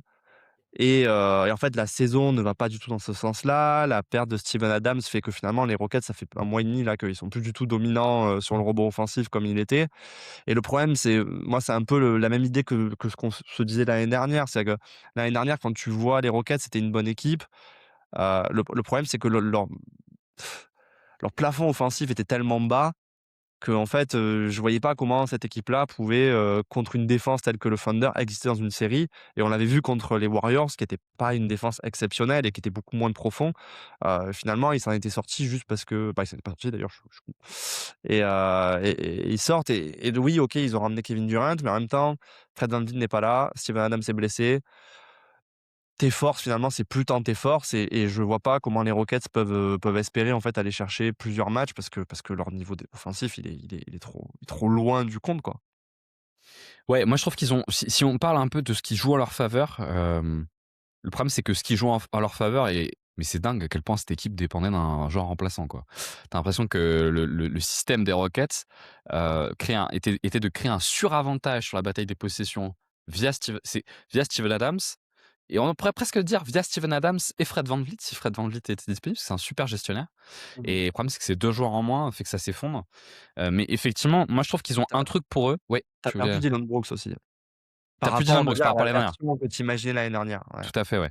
Non, mais ce qu'on peut quand même dire, c'est que sur la première partie de saison, leur modèle, il était fonctionnel. Ça Oui. marchait, ce truc Oui, de oui, oui. bataille des possessions. Et d'ailleurs, le premier match de la saison, OKC gagne dans C'est le ça, ouais. clutch, d'un point, 2 Après, c'est un overtime. premier match de saison, c'est dur, je trouve, de se baser sur un premier match de saison. Non, je suis d'accord, mais du coup, on peut se dire, juste en tout cas, jusqu'à la blessure de Steven Adams, cette équipe, elle tournait très bien. Et ce truc de bataille des possessions, marchait quand même pas mal. Moi, je trouve qu'ils ont quand même un truc pour jouer contre OKC, s'ils sont complets, ils seront pas au complet, c'est qu'ils sont quand même plus physiques qu'eux. Moi, je pense qu'ils sont peut-être plus physiques qu'eux, et à minima, ils sont plus grands. Ils sont Ils sont plus vraiment grands, ouais. grands, hein, ils sont vraiment immenses, et en plus ils ont, je trouve avec Amen Thompson, c'est vraiment un profil de défenseur qui est pas mal pour casser un peu la première ligne de Shai, tu vois? Qui pour le coup fonctionne bien, et après, bah, ils avaient pour le coup, eux, le plan était très clair, quoi. C'était d'aller les détruire sur la bataille des possessions, Oui, c'est ça. et Et tu d'arriver à pourrir la série offensivement, quoi. exactement, exactement. Hem Sauf que Steven Adams n'est plus là, donc le truc de la bataille des positions par le rebond, ça marche pas, et Fred VanVleet sera probablement pas là. Et de toute façon, dans quel état, Même s'il voilà, revenait maintenant, je veux dire, c'est trop enfin, tard. oui, c'est trop Actons que tard. c'est trop tard. Les deux principales limites que je vois sur les Rockets, la première, c'est les pertes de balles. C'est que cette équipe qui, quand même, aujourd'hui, génère la majorité de sa création par Kevin Durant. Kevin Durant, contre la défense d'OKC, enfin, ça peut être qu'un massacre. Parce que c'est un joueur qui gère mal les prises à deux, qui gère mal les stunts. Ça peut Mmh. que être un massacre. Et donc, contre OKC, c'est le pire truc de beaucoup perdre le ballon, parce que là, il y a de la contre-attaque et tu te prends le rouleau compresseur dans la tête. Et le deuxième truc, c'est que, mine de rien, on se rend compte que OKC, c'est une équipe, alors ça, je ne l'ai pas cité en avant, pour la battre, comme tu peux pas trop t'appuyer sur ton playmaking, parce qu'ils sont super bons dans les close-out, dans les stunts, dans les pertes de balles, il te faut un fort shot-making.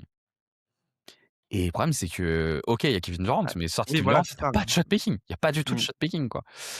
Et donc, l'attaque est affreusement trop limitée pour pouvoir les embêter. Tu vois, moi, j'ai un 85-15, moi, je pense qu'ils prennent 4-0, hein, sincèrement, hein. Ah moi j'aurais 98-2 quoi, tu vois? Ouais, ouais. Non, Oui, oui. non mais enfin même sans 0 en fait, Il y a franchement, aucun monde où ils les battent, quoi. non, il y a aucun monde où je les vois les battre, ouais. Ouais, moi non plus. Là, franchement, je Après trouve aller, tu vois, oui, aller, te surprendre en prenant le premier match et du coup tenir je pense 6 matchs, allez éventuellement, mais bah, tu vois, pas plus, quoi. en tout cas, ils ont pas les arguments pour les battre, quoi. On comprend dans ce qu'ils ont construit, ce qu'ils ont voulu faire pour les avoir, mais les blessures ont fait qu'ils les auront pas, donc Oui, puis après tu peux aussi te dire, il y avait peut-être aussi un truc en 2 volets et où l'année prochaine tu arrivais à la version finale. Mais sur cette année, même si il y a pas les blessures, je reste quand même dubitatif, tu vois? Parce que par exemple Steven Adams, c'est un joueur qui est très, très cool, mais c'est un joueur, on le sait, il est fragile, tu vas pas le faire jouer non plus 35 minutes sur une série contre le Thunder, alors que ça peut cavaler dans tous les sens. Enfin je sais pas, bah, après ils avaient beaucoup d'arguments sur le rebond offensif parce qu'ils sont grands, Sengun est un bon oui, oui, rebondeur oui, oui. offensif, Steven Adams c'était un peu la lame de fond, mais tu as l'impression qu'il y a un truc qui s'est cassé un peu, Oui, puis en fait, je veux dire, il faut quand même que tu marques toi aussi, quoi. C'est-à-dire, bah, tu bien peux pas sûr. non plus compter que sur enfin, OK, ils sont capables de faire du 40 de rebond offensif, ce qui est complètement fou, hein. Mais bon, dans un contexte de play-off, tu vois aussi que les équipes, des fois, bah, elles savent qu'elles ont une faiblesse et elles arrivent à peu près à le gérer. On l'a vu l'année dernière, le Thunder s'est pas fait démolir, pendant les play-offs sur le rebond, hein, Les Warriors se sont pas fait démolir sur le rebond offensif par les Rockets alors qu'ils par jouaient les avec Draymond Rockets, Green en poste 5. Donc c'est ça. c'est clair, on est bien d'accord. On met de côté du coup Houston, 2e équipe. Tu veux partir sur qui? Alors attends, bah, les Lakers, hein. Allez, les Lakers, ça marche. C'est quoi le pour, c'est quoi le contre? Ah, alors je t'avoue, en fait, on en a discuté juste avant l'émission et donc toi tu avais pris après toutes les équipes dans le top 6 et moi j'avais pris que les 3 équipes que j'imaginais, avoir une chance Mmh. et les Lakers, bah, vas-y OK. je te laisse dire pourquoi ça le fait. Pourquoi ça le fait pas? Pourquoi ça le fait pas? Moi, j'y crois pas du tout, hein. Ah mais j'y crois Ah pas OK, du tout. d'accord. Ah non, mais j'y crois pas du tout. Non mais c'est qu'est-ce qui leur permettrait de le faire du coup, Alors, moi, ce que je me suis noté dans ce qui pourrait leur permettre de le faire. Premier point, bah, c'est une super équipe dans le Money Time. Et comme Mmh. au bout d'un moment et puis pour eux, pour le coup, eux, en plus, c'est un peu rationnel, quoi. C'est-à-dire qu'ils ont tout pour être une forte équipe dans le Money Time. Je l'ai expliqué juste Mmh. avant, je reviens pas dessus. Mmh.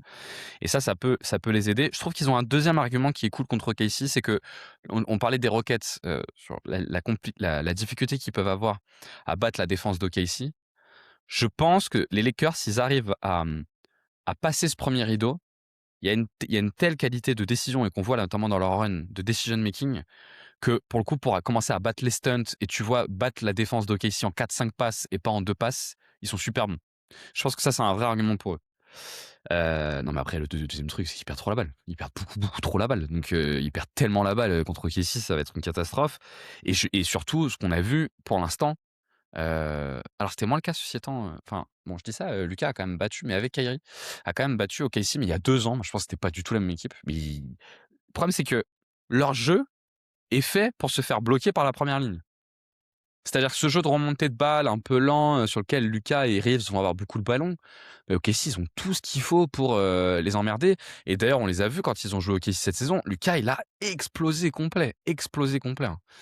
Ouais. Donc pour Alors moi je vois pas comment c'est possible. moi, il y a 2 choses dont je serais curieux effectivement, c'est de voir Lucas, enfin, on va dire face à l'évolution du Thunder, parce qu'on l'a vu il y a 2 ans contre cette équipe-là, mais de voir s'il a le coffre effectivement pour tenir tous les matchs et la série. Et le deuxième truc, c'est quand même un peu Austin Reeves, tu vois?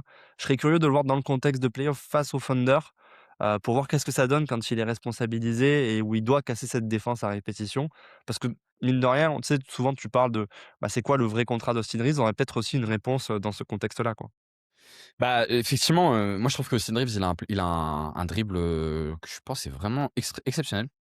Mais bon, Kyrie arrivait à casser un peu les deuxièmes lignes de Lucas comme ça. Mais après, je pense qu'il faut qu'on arrête. Je l'entends beaucoup dans les des podcasts. Ouais, mais Lucas contre Casey, on l'a vu avec les Mavs, c'était pas la même équipe, quoi. Enfin, franchement, c'était pas du tout la même équipe. Ils attaquaient pas comme ça, ils défendaient pas comme ça. En tout cas, ce qu'on voit, c'est que, c'est que. Alors, moi, je te dis ça, l'année dernière, quand ils ont joué, il était très bien. En tout cas, ils ont joué une fois contre eux cette saison. Lucas a été catastrophique. Il s'est fait démonter sur les pertes de balles. Il finit le match à, je crois que j'ai la stat, il finit à 7 sur 20 avec 4 balles perdues, 19 points. Et puis l'impression visuelle était vraiment cata. Et puis les Lakers ont perdu de 30 points. Enfin, c'était un peu un désastre.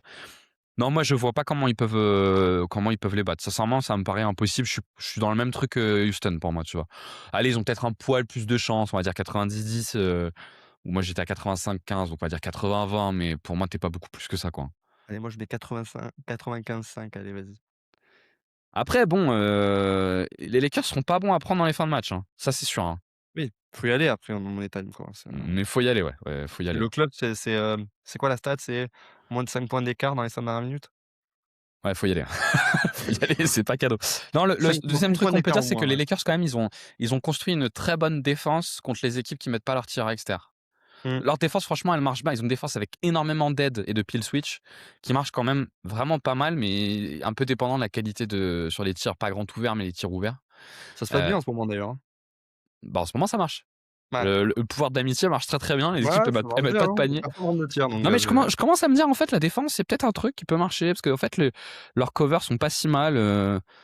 Après, on sait que c'est aussi une équipe capable de lâcher dans la tête. Enfin bref, on verra, mais les Lakers, moi, j'y il crois y a pas. 0 mismatch et tout, enfin, c'est Bah, y a personne à attaquer. C'est vrai qu'il y a du monde pour défendre sur Shai, quoi. Marcus Smart, il est mignon, mais j'adore Marcus Smart, hein, mais il faut des aides. Ils sont pourris sur les close-outs, ils sont pas ouf. Enfin, non, ce sera une catastrophe. Non, j'y crois pas une seconde. J'y crois pas une seconde. Le seul avantage, c'est que c'est probablement pas avant la finale de conférence et probablement qu'on n'ira pas en finale de conférence, mais j'y crois et pas ouais, trop. après, c'est vrai que vu votre dynamique, c'est vrai que vous pouvez vous dire que vous les évitez au moins pendant 2 tours, ouais. Ouais. Troisième équipe. Bah, alors là, c'est là où on se peut-être pas d'accord. Moi, j'aurais tendance à mettre, les Wolves. Ok.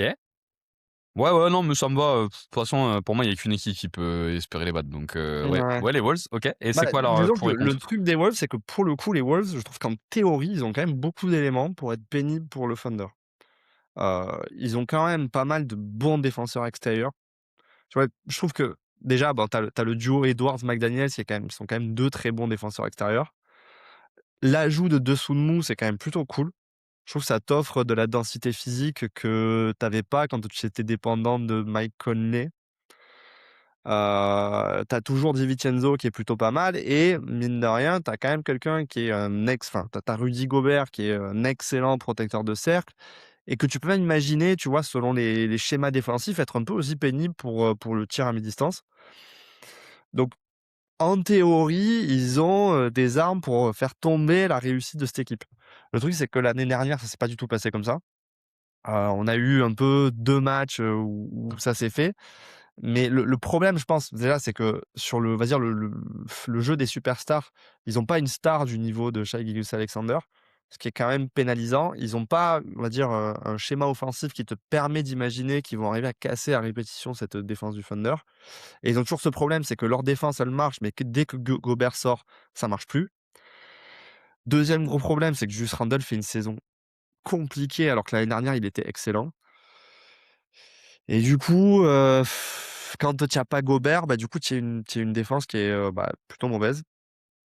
Et on a vu l'année dernière que ce soit pour Shai et pour, J-Dub, alors qui était une bien meilleure version que celle de cette année, bah, ça devenait facile, quoi. Et malheureusement, j'ai peur que les Wolves, en fait, ils soient capables sur des matchs de les surprendre, sur des séquences de les embêter, mais j'ai peur que sur les 48 minutes d'un match, ils passent trop souvent à côté, quoi. En tout cas, ce qu'on a vu quand ils se sont joués 2 fois cette saison, Minnesota a gagné 1 fois et OKC a gagné 1 fois, sauf erreur de ma part. Ce qu'on a vu dans le dernier qui est tout jeune, hein, d'ailleurs, le dernier match, je crois que c'était, cette semaine. Bah, c'était dimanche dernier. Ouais, voilà, c'était dimanche dernier. C'est qu'on a vu justement, Minnesota essayer de battre, OKC au travers des stunts et de l'hyper-agressivité sur Shai et là, on a vu, alors Shai n'a pas été très adroit, mais le playmaking, c'est là où on a vu les progrès de Shai au playmaking, quoi. Tout le temps la bonne décision. Je Mmh. crois qu'il perd aucun ballon, il fait 10 passes D, et il est très bon là-dessus. Donc là-dessus, ils sont capables un peu de peut-être même plus qu'avant de les punir. Moi, je trouve que le principal problème qu'a Minnesota dans la confrontation contre OKC, c'est que le principal porteur de balle de Minnesota, c'est Anthony Edwards. Et Anthony Edwards, tu sais, il y a un côté un peu. Faut, sur sa capacité à tenir le ballon et à créer, faut que ça tombe du bon côté. Si ça tombe du bon côté, d'un coup, tout explose et leur attaque devient très cool. Si c'est du mauvais côté, il n'y a plus rien qui marche. Et le problème, c'est que bah, Anthony Edwards, il n'y arrive pas contre les défenseurs du Thunder parce que son dribble n'est pas assez bon et que les Wallace, encore il n'y a pas encore J-Dub, hein, mais que les Wallace et les Ludorts, ils galèrent en fait contre vraiment et ça les coince. Mmh. Alors, effectivement, et puis en plus, il suffit que le tir extérieur rentre, de Chet et Gobert sert plus à rien. Le problème de Minnesota, c'est que je commence à me dire qu'on les voit peut-être un peu trop beaux parce que en fait, dès qu'ils font une série, on se dit: «Ah putain, en fait, Minnesota, ils sont forts», mais derrière, ils enchaînent à chaque fois avec une série de défaites où ils sont cata et en Ils fait, sont c'est très en dents surtout de scie, ouais. Mmh. le problème, c'est qu'ils sont très dépendants de 2 joueurs. Moi, Qui j'adore eux-mêmes Anthony sont Edwards. Mmh, ouais, enfin, qui est Anthony Edwards qui est un joueur, et c'est très peu dit sur son cas, mais c'est un joueur qui, de toute façon, dans ses performances, est en dents de scie. Notamment en play-off, on le voit dans le cours d'une série, enchaîner enfin, il peut très bien faire un match à 37-48 points qu'un match à 19, 20 points, et le truc, c'est que, par exemple, bah, c'est le genre de poste que ne prennent pas des joueurs comme Shai, Jokic, et cetera, donc on va dire le top 5 de la ligue, quoi. bah, en fait, ce que tu te dis avec Edwards, c'est que probablement que dans une équipe plus offensive, où il a un autre mec sur le backcourt qui le libère un peu, C'est il plus serait simple. peut-être moins en dents de scie et c'était un peu, je pense, le projet initialement avec, Dillingham et c'est pour ça qu'ils ont quand même lâché 2 tours de draft pour aller chercher Dillingham. Mmh. Mais que dans cette équipe défensive, bah, Edwards, on lui demande d'être un meneur de jeu et que le problème, c'est que son dribble lui permet de le faire contre 90 des équipes, mais tu as 10 des équipes sur lesquelles il va trop se faire agresser sur le dribble et c'est trop compliqué et Ouais, oui, ouais, Je pense pas que c'est juste 10 des équipes, mais ouais. bah, ça fait 3 équipes, ouais, il y en a peut-être un peu plus que 3 mais je suis pas sûr non plus qu'il y en ait 15, hein. Je suis pas sûr que c'est la moitié de la ligue pour autant, tu Non, vois? non, mais ce que je dis, c'est sur le cours d'une série, il y aura des matchs sans avec Anthony Ouais. Edwards. Ça a toujours été le cas, quoi. Mais après, Minnesota peut gagner justement parce que l'attaque se répartit, parce que la défense prend le pas. Mais dans toutes ces séries, enfin, c'est rare de le voir faire une série où il est extrêmement régulier dans sa production, quoi. Et d'ailleurs, dans le dernier match qu'on a vu entre KC et Minnesota, l'utilisation de McCain et Joe a été très intéressante, hein, la semaine dernière. C'est là où ils ont parce que le 5 majeur arrivait pas vraiment en attaque et là, on a vu un peu cette nouvelle version avec, Joe et McCain responsabilisés. Ça a débloqué un peu l'attaque, ça leur a permis de mettre un run à un moment donné qu'ils ont réussi à tenir par la Mmh. défense. Écoute, moi, Minnesota, j'y crois pas. Sincèrement, j'y crois à peine plus que pour les Lakers. À peine plus. Non, je n'y crois pas non plus, mais disons que là, pour le coup, je me dis: «Ouais, il peut y avoir une série quand même», Puis ils ont pas de tu vois? profondeur, hein. Ils ont pas de profondeur, Bah, Minnesota, c'est hein. un peu le problème, je pense, ça fait partie des problèmes de toute façon de quasiment tout le monde, c'est que c'est dur d'avoir la profondeur pour lutter avec eux, non, mais moi je dirais les 85-15, Ouais, ça vraiment pourrait être sympa, hein. histoire de faire une démarcation avec les 2 premiers, quoi. Je vois absolument je vois presque plus les Lakers dans un monde imaginaire être capable d'en prendre 4 que Minnesota, tu vois? Je sais pas, imaginons Lucas, il y a 4 matchs où il est juste injouable, ça me Mmh. paraît plus probable que le monde où Minnesota arrive à en chercher 4. Ouais, ouais, non, mais moi en fait, je crois un peu en leur défense, mais le problème, c'est qu'en fait, mais cette saison, ils sont pas si Non, forts. c'est pas si ouf que ça, c'est pas si ouf que ça. Il y a des moments où c'est très bien, mais c'est en dents de scie, comme Mais tu par dis. contre, je crois toujours un peu à ces équipes, tu vois, qui ont, 3 à 4 saisons de très haut niveau défensif, qui font des saisons régulières qui sont pas ouf défensivement, mais qui vont être meilleurs en play-off, tu vois? Ça, pour le coup, j'y crois un peu plus, mais bon. Surtout qu'ils ont le matos. Bah, c'est pour ça, et on sait qu'ils ont le matos, normalement, on sait qu'ils ont les habitudes. Le groupe, il a quand même, une certaine ancienneté, donc tu te dis, sur le papier, c'est pas déconnant, quoi, Ouais, moi mais bon, j'y crois pas trop. moi non plus. Nouvelle équipe. Bah, on arrive, il en reste du coup 2. Il en reste 2, ouais. Donc, bah, pour moi, ensuite vient Denver. Alors, il y a encore, 1 mois et demi, j'aurais dit, que Denver était l'équipe qui pouvait les faire sortir. Bon, il y a moins, hein, il y a moins, hein. On a fait un podcast, Jérém, il y a 3 semaines, je crois, où tu as dit Denver, Non, non, ça non, sort tu nulle part rigoles, cette année. non, non, c'était, sûrement février, je pense, c'était juste avant le All-Star Game. Bah, il y a 3 semaines, on était en février, hein. Ah non, on était début mars, pardon, autant pour moi. Ouais, c'était avant le All-Star Game, mais en fait, ouais, post All-Star Game, Denver est absolument affreux, donc effectivement, ça rentre un peu dedans. Bah, pourquoi Denver? Parce que pour le coup, Ah, 2 mois quand même, effectivement, ouais, ouais, ouais, il me 2 mois semblait que c'était l'affaire. même peut-être Ouais. en janvier, ouais. OK, OK. Denver, pour le coup, c'est la meilleure attaque de la ligue. Et donc tu peux te dire que si une équipe, pouvait effectivement survivre dans ce contexte défensif d'OKC, c'était Denver. Et qu'en fait, ils arrivent avec, je trouve, beaucoup plus d'armes que l'année dernière, hein, sur le papier. C'est-à-dire que l'année dernière, ce qui faisait que moi je pensais que Denver allait se faire écraser, c'était le manque de densité. L'année dernière, le banc était constitué grosso modo d'un Peyton Watson qui était beaucoup moins fort cette année et de Russell Westbrook, en qui j'avais aucune confiance. Là, tu as beaucoup étoffé le banc pour cette saison. Il y a, déjà 2 joueurs qui sont absolument exceptionnels là depuis 2 mois, c'est Tim Hardaway Jr. et Bruce Brown, qui est très bon aussi, Bah, Tim dans le Hardaway, c'est rôle. même depuis le début de saison. Hein? C'est même Ouais, depuis le Tim début de Hardaway saison, Jr., Tim il est en feu Hardaway. complet, ouais, depuis le début de saison et Bruce Brown, c'est un peu plus récent. Mais du coup, oui, il y a une densité qui fait que tu peux espérer. Le problème étant que, Denver vient de faire une saison, je crois qu'ils sont à 250 blessures cumulées sur les 9 joueurs de rotation. 250 matchs de manqués, et c'est vrai que, le problème, c'est dans quel état va arriver Denver. C'est-à-dire que si Denver, là, dans les 10 matchs qui restent et Peyton Watson revient ce soir contre Portland, donc ils vont être enfin au complet pour la première fois depuis début novembre. Je pense que, tu as les éléments pour avoir une défense suffisamment correcte pour essayer un peu de gêner cette équipe, du Thunder et ensuite si tu arrives à créer des matchs suffisamment chaotiques pour te mettre en position de gagner, tu peux avoir ta chance, je pense, de prendre 3-4 matchs. Et d'ailleurs, j'en veux pour preuve, c'est que malgré les absences, on va dire que les 3 matchs là qu'on a vus entre les 2 équipes, c'est des matchs qui sont tous joués dans le clutch et je trouve que les matchs ont été résolument offensifs. Ce qui me fait penser que Denver a, on va dire, les armes pour faire un peu sauter cette défense, d'autant que, autant on a dit autant on dit là que Denver a eu des blessures, autant je trouve que, c'est un peu le cas du Thunder. Il y a certaines questions que pose l'effectif et donc je trouve que par exemple Denver dans un mode où OKC cherche plus l'attaque, du coup là, la série pourrait leur convenir beaucoup plus que qu'on pourrait penser. Je trouve le premier argument sur lequel Denver peut s'appuyer, on va revenir dessus, mais c'est quand même sur la bataille des possessions, sur lesquelles Oui, ils sont quand même capables d'aller. Enfin, je pense que c'est un peu clé en tout cas dans cette série, parce ouais, que c'est pas le cas l'année dernière, mais tout autant que non, parce qu'effectivement l'année dernière OKC avait réussi à bloquer le rebond. mmh, Après le premier match où ils s'étaient fait atomiser au rebond, après ils avaient réussi à le bloquer. Mais je pense que la bataille des possessions en tout cas est un enjeu un peu clé, dans une série potentielle avec Denver, parce que Denver peut leur faire mal au rebond et que va vite se poser la question de, moi j'ai beaucoup parlé de cette question du point de pression. Est-ce qu'ils sont capables de mettre la pression dans leur jeu autre que, sur la ligne extérieure?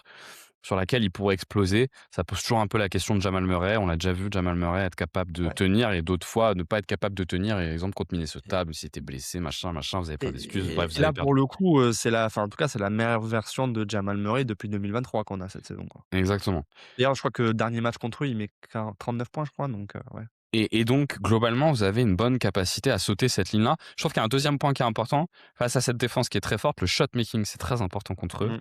Et autour de Aaron Gordon, de Tim Hardaway Jr., de Jamal Murray et Jokic, il y a quand même une possibilité d'avoir un shot making qui est vraiment cool, Ouais. et qui du coup marche, quoi.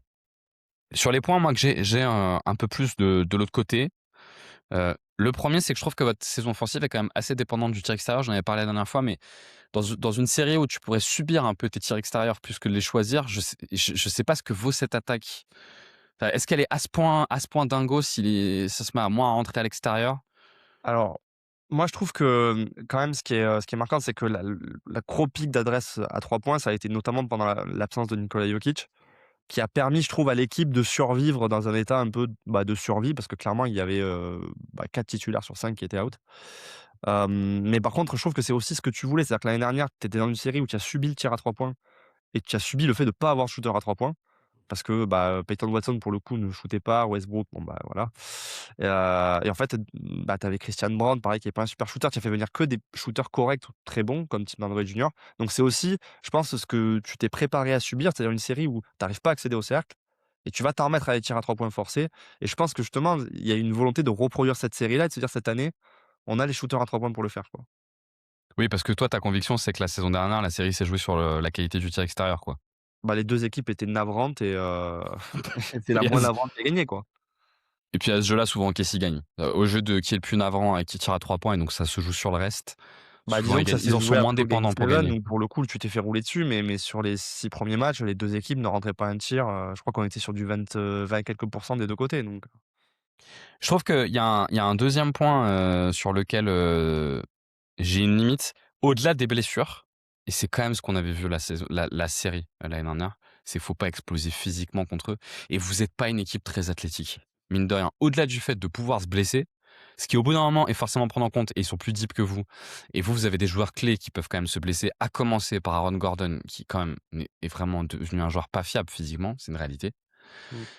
Il se trouve qu'en plus de ça, vous êtes pas une équipe très athlétique, quoi, et il se trouve quand même qu'il y a au moins eu 2 matchs, sur 4, hein, quand même, sur 4 défaites l'année dernière, dans la série contre eux, vous avez juste explosé complètement physiquement, quoi. Ouais, mais pour moi, on en revient plus à la problématique de profondeur que de manque de densité athlétique quand même, tu vois? Surtout cette année. Mais on en avait déjà discuté pendant le podcast sur Denver et on n'était pas d'accord là-dessus. Bah, Je trouve que Aaron Gordon, Peyton Watson, Cam Johnson, c'est honnête, Christian Brown, c'est honnête, Bruce Brown, ça reste quand même, un joueur très, très physique. Je trouve que tu as les armes physiques, pas pour être au niveau du Thunder, mais pour pas être dépassé comme l'année est-ce que dernière, quoi. tu les as pas sur 6-7 et tu les as pas sur 8-9? Indiana, ce qui a fait qu'ils ont tenu physiquement, c'est qu'ils font une finale à 9, tu vois? Bah, le truc, c'est qu'après, effectivement, pour acheter jusqu'à 9, tu as des joueurs comme Nikola Jokic, comme Jamal Murray, qui, eux, pour le coup, ne sont pas des uber-athlètes, mais qui compensent Valanciunas par contre équipe. Valanciunas aussi. Qui jouera pas, je pense, enfin, Valanciunas, depuis sa blessure, honnêtement, c'est un Ah fantôme. ouais, Donc OK. je pense que pour le coup, il y aurait même plus de chances, tu vois? Alors bon, je pense pas que ce sera le cas, mais de voir un Zeke Nagy ou quoi que de voir Valanciunas parce que vraiment ça va plus du tout, quoi. Et l'autre point que j'ai en difficulté pour vous, c'est que, Peyton À la Watson défense. représente Peyton Watson représente normalement un bon profil pour défendre sur Shai, mais pour moi, l'équation Shai, pour vous, elle est insoluble. Enfin, le problème, c'est que quand en plus on développait un peu le pick and roll et que quand même, tu en parles peu, mais cette saison, Jokic sur la défense de pick, il est quand même 80 du temps scandaleux. Ça fait 2 ans que c'est le cas. Oui, Ça peut être un vrai problème quand même. bah, disons que, tu vois, quand je disais des équipes qui vont se mobiliser défensivement en play-off, j'ose croire que Denver, comme l'année dernière, peuvent le faire. Après, la question, c'est plus est-ce que tu es capable de refaire l'exploit défensif de l'année dernière où vraiment enfin, on en a parlé plein de fois ensemble, là, en fait, Denver a tenu sur, une zone et du stunt pendant toute la série et C'était c'est vrai que hallucinant, hein. Ce qui était hallucinant qu'une équipe comme OKC soit pas capable de battre une zone, quoi. C'est aussi voilà. longue, hein. C'était assez hallucinant. Et donc effectivement, les progrès au playmaking de Shai, le fait qu'ils soient encore plus létals que la saison passée fait que tu te dis: «Ça paraît impossible que la défense de Denver, en tout cas sur ces seuls éléments-là, elle arrive à faire dérailler OKC comme elle l'a fait dérailler OKC l'année dernière», quoi. Et sachant que cette saison, quand ils ont joué des zones OKC, ils ont eu des vrais schémas qui se sont répétés, notamment d'utilisation de Shai sur le poste haut, sans ballon, pour réussir à le punir. Et c'est vrai que sur le papier, c'était incroyable que OKC ne fasse pas ça, mais probablement parce qu'ils n'avaient pas de répétition. Et Ouais, comme c'est ils ça. n'avaient pas de répétition, ils n'ont pas osé enlever la balle des mains de Shai. Cette année, quand ils ont joué des zones, pour le coup, Shai jouait beaucoup plus off-ball. Et alors, forcément, sur les zones 3-2 ou 2-3, où si tu mets la pression au lancer franc, elle peut complètement exploser, bah, juste Shai, c'est juste le pire joueur contre qui faire ça, quoi. Donc, Ouais. ouais, effectivement, ça risque d'être un peu difficile. T'es sur quoi, toi, en pourcentage, là, entre les deux équipes? 75-25? Ah ouais, quand même, je pensais que t'allais être plus optimiste que ça. Ok. Bah, disons que le problème, c'est la pluie de blessures qu'on a eue. Enfin, bon, là, on est le 22 mars quand on enregistre. Les playoffs, c'est dans 3 semaines. Si Denver, dans 3 semaines, arrive avec, le même groupe sans blessure, tu commences un peu à y croire un peu plus. Mais c'est vrai que là, bon, Il faut pas que ça retombe, hein. ouais, ça m'a un peu refroidi, quoi. Puis il faut pas que ça retombe. Bah, c'est ça. C'est-à-dire que moi, j'ai peur que d'ici 3 semaines, il en manque encore 2, tu vois? Non, mais Voilà. même une fois, même dans 3 semaines. Aaron Gordon en playoff, ça fait combien de temps qu'il a pas fini des playoffs sans être blessé? Bah, 2024. Bon, 2024, il finit pas blessé? Ah non, c'est 2025 où il se blesse, mais Attends, 2024, 2024, vous non, finissez c'était comment? Jamal qui était blessé, mais Gordon était là. Ah, contre Minnesota. Ah oui, c'est Jamal qui est blessé, ouais. Ouais, ouais, dans le lot, faut pas qu'il y en ait qui se blessent. Alors moi, je suis Enfin, il quand même finit assez, mais il finit sur une patte, quoi. moi, je suis plutôt à 65, 35. Oh! Tu es plus optimiste que moi, du coup. Ouais, un peu plus quand même. Bah, quand même, quand même. Ouais, ils ont quand même quelques Ah mais arguments moi, j'ai pour été trop embarquer. Mais attends, mais optimiste c'est la déjà dernière fois, énorme, hein, j'ai dit d'avoir 65, 35, hein. bah oui, c'est énorme, oui, clairement. Non, mais c'est déjà énorme comme avantage pour Ah OKC. OK, oui, d'accord. Bah oui, non, mais je trouve que 35 par rapport à ce que tu disais de nous, c'est beaucoup. Mais moi, du coup, j'ai annoncé le titre au dernier podcast sur Denver et depuis, on a perdu, 9 joueurs, donc je me calme, quoi. Et puis on n'a pas parlé de la gestion des fins de match, vous êtes quand même affreux cette saison. Oui, mais encore après voilà, encore une fois, moi je pense que sur Denver, il y a quand même une vraie dépendance à Aaron Gordon, sur les fins de match. Parce que ça en fait, le jeu à 2 entre Jamal Murray et Nikola Jokic finalement fonctionne très bien quand il y a Aaron Gordon qui met une pression au cercle et qui vient faire un peu les boueurs au rebond offensif et qui apporte son shot making. Et on se rend compte qu'effectivement, l'équipe a tendance à ne plus réussir à jouer ce jeu-là quand il n'est pas là. Et ça se voit notamment, par exemple, sur les pertes de balles de Nikola Jokic, hein. Cette saison, je crois pour 75 possessions, sans Aaron Gordon, Nikola Jokic perd 5,7 ballons par match. Il en perd plus que 3,2 quand Aaron Gordon est là. Et je trouve que ouais, Bah, il a ça il a 2 schémas préférentiels, hein. C'est ouais, le c'est one ça. two punch avec, Murray et c'est la liaison avec Gordon. Donc tu enlèves une des C'est 2 ça, forcément, ça monte, hein. c'est ça. Et puis c'est même le jeu à 3 en fait entre les joueurs, le jeu Mmh. d'écran qu'ils font qui fait que, quand il est pas là, c'est Cam Johnson qui le fait et genre le decision making ça va pas du tout. Et sinon tu fais Spencer Jones et là bon voilà, Dernière équipe? un peu plus limité. Et dernière équipe, San Antonio, qui est la seule équipe à pouvoir dire qu'ils ont un bilan positif contre le Thunder cette saison, 3 qui victoires de les ont suite, hein. Quand tu bats une battus, équipe 3 ouais, fois de suite, c'est jamais pour 3 rien, hein. Mmh. 3 victoires d'affilée, je pense des victoires en plus qui ont un peu marqué parce que c'était le moment où le Thunder était quasiment invaincu et Ouais. d'un coup, ils les ont battus 3 fois et plutôt avec la manière. Et puis Heu, une victoire au play-in en plus, au à la NBA Cup qui à un moment donné tu Ouais, veux mais il y a gagner que je quoi. pense que tu le seul mec au monde qui qui donne de l'intérêt à la NBA Cup. Non Je mais je pense pense que je pense que je mine de tu sais rien quoi, tu en quand parles, c'est genre: «Oui, OK, non mais je Benjamin, pense oui, que la quand tu NBA Cup». arrives au moment où tu es à Vegas, tu as envie de gagner quoi, tu vois? Oui, D'ailleurs ils ont oui. joué au complet, ce match-là, tu vois? Non, non, mais je suis d'accord.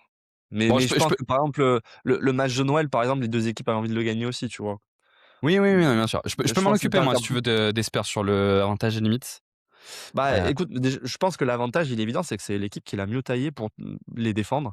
OK. Déjà parce que sur les lignes extérieures, c'est un peu comme je disais pour Minnesota, sauf que là, je trouve qu'il y a vraiment pas d'éléments faibles, dans la défense du San Antonio sur les lignes extérieures et puis que tu as un alien, en fait, qui annihile tout, quoi. Donc moi, ce que je trouve assez génial, c'est que, je trouve que les Spurs, déjà, c'est, la deuxième défense dans la protection du cercle en NBA.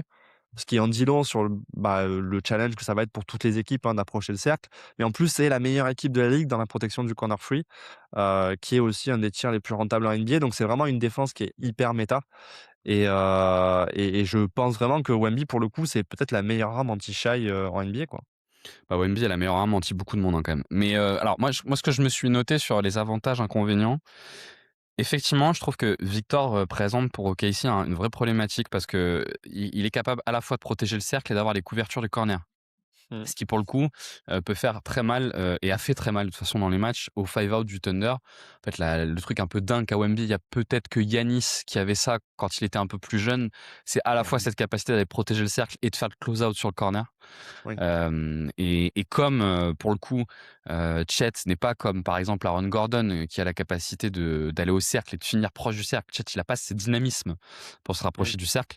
Du coup, Victor propose ce vrai souci pour éviter qu'il y ait trop de stunts et plutôt se concentrer sur l'aide de Victor pour protéger le cercle auprès de Shai, même si Shai conservera toujours son mi-distance, qui permet de coûter ça. Mais si tu peux rentrer là-dedans, même si Shai est incroyable à mi-distance, déjà tu vas avoir un pas positif pour toi. Je trouve que de l'autre côté aussi, Victor, il y a un vrai problème pour, les choix défensifs du Thunder. Parce que Victor pouvant être à la fois le point de pression, on l'a dit, sans ballon, mais surtout être pris en mouvement. Le gros intérêt que vous avez quand vous mettez votre spacing avec du mouvement, c'est que le défenseur qui va choisir de lâcher ou de plus ou moins lâcher Victor, il peut pas tout de suite se resituer pour aller au cercle.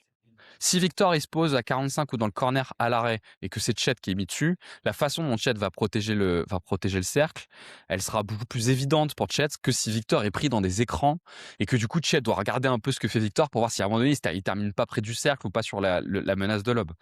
Et Mmh. Victor il propose toute cette complexité pour la défense du Thunder, notamment pour la défense des intérieurs du Thunder, qui je pense est un vrai souci pour le coup pour le Thunder et l'équation Victor, elle est très très compliquée en fait pour le Thunder.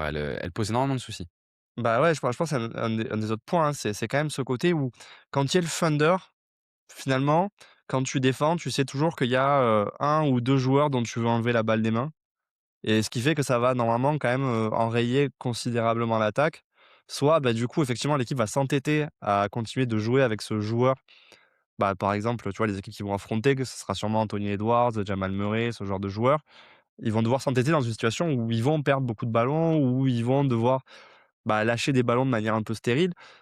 les Spurs, ils peuvent pas mettre ce genre de pression parce qu'en Non. fait, il y a une multitude de porteurs de ballon, en plus de la menace, Wemby et c'est vrai que finalement, même si c'est pas l'équipe qui a le meilleur spacing, même si c'est pas l'équipe, initialement, tu disais, c'est la mieux construite pour pas s'enliser contre le Thunder, en réalité, il s'avère que, dans les faits, elle a des armes concrètes pour continuer à fonctionner offensivement, tout en étant clairement le plus gros challenge défensif qu'ils rencontreront, de ces playoffs, sauf si Détroit arrive au bout, mais bon, voilà. La contrepartie sur le côté de Victor, c'est que je pense que on peut vite rentrer dans une série où il est surmobilisé. J'allais dire, ça va beaucoup demander quand même, hein. Ouais, ça va beaucoup, beaucoup lui demander et donc la capacité à tenir, tout du long, ça peut être compliqué notamment parce que les même si Darren Fox est un bon porteur de balle, les porteurs de balle sur la pression de première ligne du Thunder sont un peu légers. Moi, je pense que mine de rien, Castle, on l'a vu, contre le Thunder dans les séries, peut être un peu pris par la pression porteur et donc ça va beaucoup mobiliser Victor sur de l'organisation en milieu de jeu. Il va beaucoup avoir la balle tôt dans les positions et au bout d'un moment, par une forme de surmobilisation qui épuise et on voit que ça fait partie aussi des points de progrès de Victor, hein, qui, d'ailleurs la nuit dernière, c'était encore le cas, hein, fait une première mi-temps difficile. Enfin, quand il est surmobilisé, parfois ça peut être il peut avoir un peu du mal à suivre. Hem Le deuxième point, qui pour moi, alors tu l'as dit, hein, c'est sur leur défense. Je trouve que Stephen Castle propose un profil pour défendre sur Shai qui est vraiment excellent et ce qu'on a vu dans la série, de matchs entre OKC et les Spurs, c'est que le relais Harper-Castle était vraiment un très bon relais, sur Shai et que ça fonctionnait assez bien et globalement, même sur l'ensemble des extérieurs. C'est-à-dire que quand Ludort, parce que Ludort attaque beaucoup les close-out, mais il a pas non plus un top dribble. Ils ont le joueur pour l'embêter. Pour garder Cason Wallace, ils ont le joueur qu'il faut. Pour faire un peu de pression tout terrain aussi. On avait vu Harper faire de la pression tout terrain contre OKC, c'était fonctionnel. Ils ont quand même une défense qui est au-delà de Victor et un peu sur courant alternatif cette saison, probablement du fait de sa jeunesse. Mmh. Mais ils seront en capacité de se mettre. Moi, je suis confiant sur le fait qu'ils sont en capacité de se mettre en ordre de marche dans une série de playoffs. Quoi. Alors, il y aura des oublis, mais ils En tout devraient cas, être capables de le il y faire. aura clairement, je pense, ce côté équipe, jeune. Donc mine de rien, normalement, tu peux espérer ces équipes qu'elles soient Ils en tiennent. forme plus Bien longtemps sûr, ouais. et qu'elles tiennent le choc. Et puis, tu as quand même le côté motivation où, ils ont montré sur la saison que dans les affrontements avec OKC, clairement, ils étaient hyper mobilisés, quoi. Et là, tu seras en play-off, donc tu sais qu'ils seront mobilisés. Et oui, et le dernier point qui va avec ce que tu dis, c'est que pour moi, l'équipe depuis 2 ans qui les a le plus dérangés, c'est et de loin Indiana, parce qu'Indiana pouvait matcher leur intensité, par leur profil très athlétique et leur profondeur. Et s'il y a bien une équipe qui peut le faire, c'est les Spurs. Et je pense que c'est l'argument le plus en fait, c'est le truc le plus compliqué contre OKC, c'est de matcher leur intensité. Et je crois que les Spurs sont capables de le faire. J'ai un deuxième point qui par contre m'inquiète un peu, pour les Spurs. J'ai beaucoup insisté sur l'importance du shot making contre, OKC, à cause de leur défense. Ah, je trouve que le niveau de shot making des Spurs est par exemple très en dessous de celui de Denver. Oui, Pour le bah, oui, coup et ça, j'ai peur que ça soit un problème à certains moments. Tu sais, tu as des moments où tu es dans le dur et où c'est compliqué de mettre des paniers. C'est là où c'est génial d'avoir Shai, c'est qu'il va arriver au bout d'un moment à faire une série de 3 paniers marqués un peu tout seul. Je crois que Darren Fox sera pas suffisant là-dessus et ah Victor oui, non non, plus. je pense qu'il faudrait mieux que ça vienne de Wemby que de De'Aaron Fox, ouais. Ouais, mais j'ai peur que les 2 ça le soit parce que Victor va être tellement mobilisé par ailleurs que ce moment dans les matchs où il faut enchaîner les 4-5 paniers ou les 3-4 actions un peu tout seul où tu crées rien et tu le fais tout seul et ça soit compliqué pour lui, donc ça sera peut-être plus De'Aaron Fox. Je suis J'ai un peu d'accord, peur. mais je pense que du coup, les Spurs, c'est clairement l'équipe qui, si elle passe le Thunder, c'est que la série a quand même été une série avec, pas des scorings, mirobolants, tu Oui, vois? OK. Et où effectivement, tu as pas eu besoin d'avoir des 4-5 paniers d'affilée parce que, il y a pas besoin de répondre à quoi que ce soit, quoi. Et en tout cas, le Thunder, au moins une fois l'année dernière, a été dans ce type de série-là et on sent que ça peut être dur et à Ah, voir. c'est marrant parce que je trouve que cette capacité à enchaîner 3-4 paniers, elle a d'autant plus de valeur dans les séries défensives. Parce que c'est justement dans les séries défensives où quand tu as ce mec qui met ses 3 paniers de suite, ça donne d'un coup énormément d'air, tu vois? Alors dans une Oui. série d'attaques, je trouve que c'est un peu moins le cas. Mais t'as pas besoin de enfin, entre guillemets, «tu pas besoin de répondre» si l'équipe adverse a du mal à mettre 2 paniers d'affilée, tu vois? Non, mais au bout d'un Donc moment, faut bien gagner, quoi. C'est-à-dire qu'il faut bien faire un truc qui fait la oui, différence. Ce qu'on voit à il OKC peut cette rien saison. marquer, quoi. Oui, mais ce qu'on voit d'OKC, par exemple, souvent, qu'on a vu cette saison dans les fins de match ou dans les deuxièmes parties de match, c'est sur ces matchs un peu défensifs qui vont dans le money time. Justement, tu as Shai qui te donne les 3 paniers dans les 10 dernières minutes, qui donne un peu d'air, donne un peu de respiration, Oui, oui, oui, permettent à je la suis défense de encore plus prendre la main, tu vois? Bon, je c'est là suis où je d'accord, suis un mais peu moins finalement confiant. les victoires des Spurs cette année contre, je m'en souviens pas de toutes, hein, mais de celles dont je me souviens, c'est des matchs où on a vu à un moment donné l'attaque du Thunder qui prenait complètement l'eau Oui, oui, non, et où clairement. en fait, il y a eu les Spurs ont continué à dérouler et ils se sont retrouvés avec 10-13 points d'avance et à partir de là, Je crois Ah que c'est mais le match de c'est Noël de toute où façon, il le gagne tu ce très nettement, quoi. truc-là, contre Wemby, tu une telle protection de cercle qu'au bout d'un moment, tu es pénalisé, quoi. Moi, quand tu peux jamais aller au cercle, au bout d'un moment, c'est pénalisant, quoi. Bah, voilà et comme on disait, encore une fois, en plus de base, le Thunder est pas hyper méta dans le choix de ses tirs, tu vois? C'est Ouais, bien qu'ils sûr. veulent aller au cercle, mais ils sont pas non plus dans des volumes où ils sont, très, très au-dessus de la moyenne en fréquence et après ils tirent beaucoup sur du mi-distance et mine de rien, même si c'est un joueur, je pense que tactiquement, il va être mobilisé pour gêner sur la mi-distance, tu vois? Et Ah mais complètement. bah, il y a quand même un mec qui, quand il tend les bras, il fait 2,80 m donc Bah, voilà. je pense que Wemby est un joueur qui fait la dissuasion à mi-distance. Bah, c'est ça. Mais Mmh. et tu vois D'autant que, et tu vois, on disait, mais le tir, dans les corners à 3 points, c'est pas une arme vraiment chez le Thunder. Donc il a pas besoin d'être hyper mobilisé là-dessus, en fait. clairement et pour le coup, le Thunder a pas en plus ce truc qu'a Denver, qui est Denver peut mettre de la pression au cercle malgré Wemby parce qu'aujourd'hui, le meilleur moyen de mettre de la pression au cercle contre Wemby, c'est pas le drive, c'est, le post-up. En tout cas, c'est le big à Mmh. l'intérieur et Ah, je suis donc sûr. d'ailleurs, on a vu Wemby beaucoup de fois se faire un peu détruire quand même par Joel Embiid et par Nikola Jokic. C'est son Ouais. seul point faible un peu qui reste, sur la défense, quoi. Donc ouais, moi je bah, est-ce qu'on peut, décemment, mettre, les Spurs, non favoris d'une série contre, OKC alors qu'ils ont quoi? 4 victoires d'écart enfin les Spurs ont clairement dominé leur série cette saison contre OKC, hein? Ouais, mais après, je pense qu'il y a toujours ce truc où ce que tu apprends en saison régulière, c'est toujours enfin, moi, j'ai l'impression que, tu sais, on a Est-ce fait qu'on des va années qu'on parler fait beaucoup de d'expérience? séries Est-ce qu'on et au final, ouais, je pense qu'il faut pas trop se focaliser non plus sur ce Ouais. qu'on a vu en saison régulière. Je pense quand même que dans tous les cas, tu es obligé de mettre le Thunder favori. Je dirais, allez 60-40. Ouais, Heu, j'étais pareil sur 55-45, 60-40, effectivement, j'étais un peu moi je veux dire 60-40, ouais, aussi, je pense. voilà, mais en tout cas, enfin, faut voir où on était sur les Spurs il y a, 8 mois et ce qu'on est en train de dire maintenant, le parcours en une saison, il est absolument dingue, hein. On On va est peut-être le passé de faire d'ailleurs, on hein, espère que ça y est, cette année, ils vont jouer les playoffs à, bah, c'est peut-être la seule équipe enfin, c'est peut-être l'équipe la mieux armée pour battre OKC, quoi. c'est clairement la deuxième meilleure équipe de la NBA. Enfin, pour moi, Bah, en tout ouais, cas, à ouais. l'Ouest, il y a même en qualité de jeu et en, tu vois, demain, il y a pas dans un monde imaginaire où il y a pas OKC, pour moi, le favori de l'Ouest, c'est les Spurs, hein, Mmh, au-delà des match-ups, tu vois? bah, après, moi, le truc, c'est à quel point tu comptes, moi, je trouve qu'il y a des équipes qui ont eu beaucoup moins de continuité qu'eux, donc dans une saison qui serait moins mal passée, je considérerais que Denver est favori contre les Spurs, mais Mais bon. je pense que là, on touche à un point fondamental, c'est que, étant un mec de l'Est, de base, je Ouais, crois que je suis quelqu'un qui croit beaucoup dans la défense et ouais. toi, tu es quand même plus quelqu'un qui base pas mal tes trucs sur le enfin, tu as plus de confiance dans l'attaque.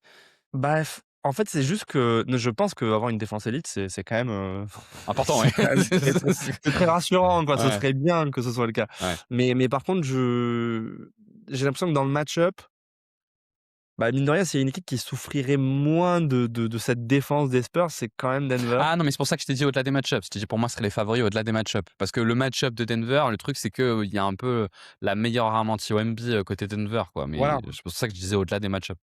Mais c'est pour ça, du coup, au-delà des match-ups, je considérais qu'à la base, en termes de qualité d'effectif, Denver, cette année, en tout cas, et je pense pas l'année prochaine, mais cette année, aurait été dauphin d'OKC, mais Ah, moi, là, ouais, j'aurais mis les Spurs quand même. Parce c'est les que Spurs, après, si tu ouais, rentres c'est dans les ça. match-ups, le match-up des Spurs est horrible pour les Lakers, là où celui de Denver est peut-être moins horrible, quoi, tu vois, par exemple. Oui, c'est sûr, mais bon, les Lakers, Jérém, on va vous sortir. Moi, je te dis, vous allez finir sixième. ah, mais vous allez tomber contre les Wolves et vous allez sortir en premier tour, ça, c'est ce qui va se passer, hein.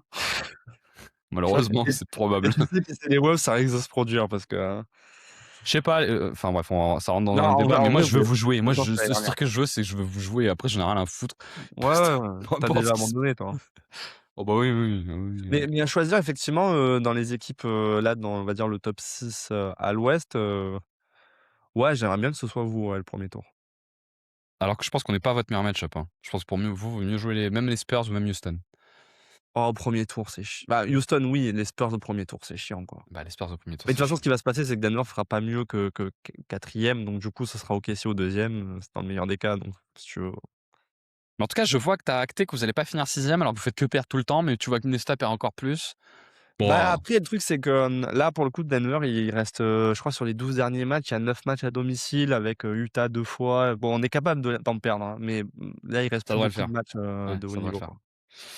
Bon, Jérém, on a fait 1h45 sur Ah, mais il OKC. semblait que c'était long. Ouais, on voulait se faire notre gros point. Je pense qu'on a fait un gros point. On va peut-être s'arrêter là. Oui, On va voilà. peut-être s'arrêter là pour nos Ouais. auditeurs.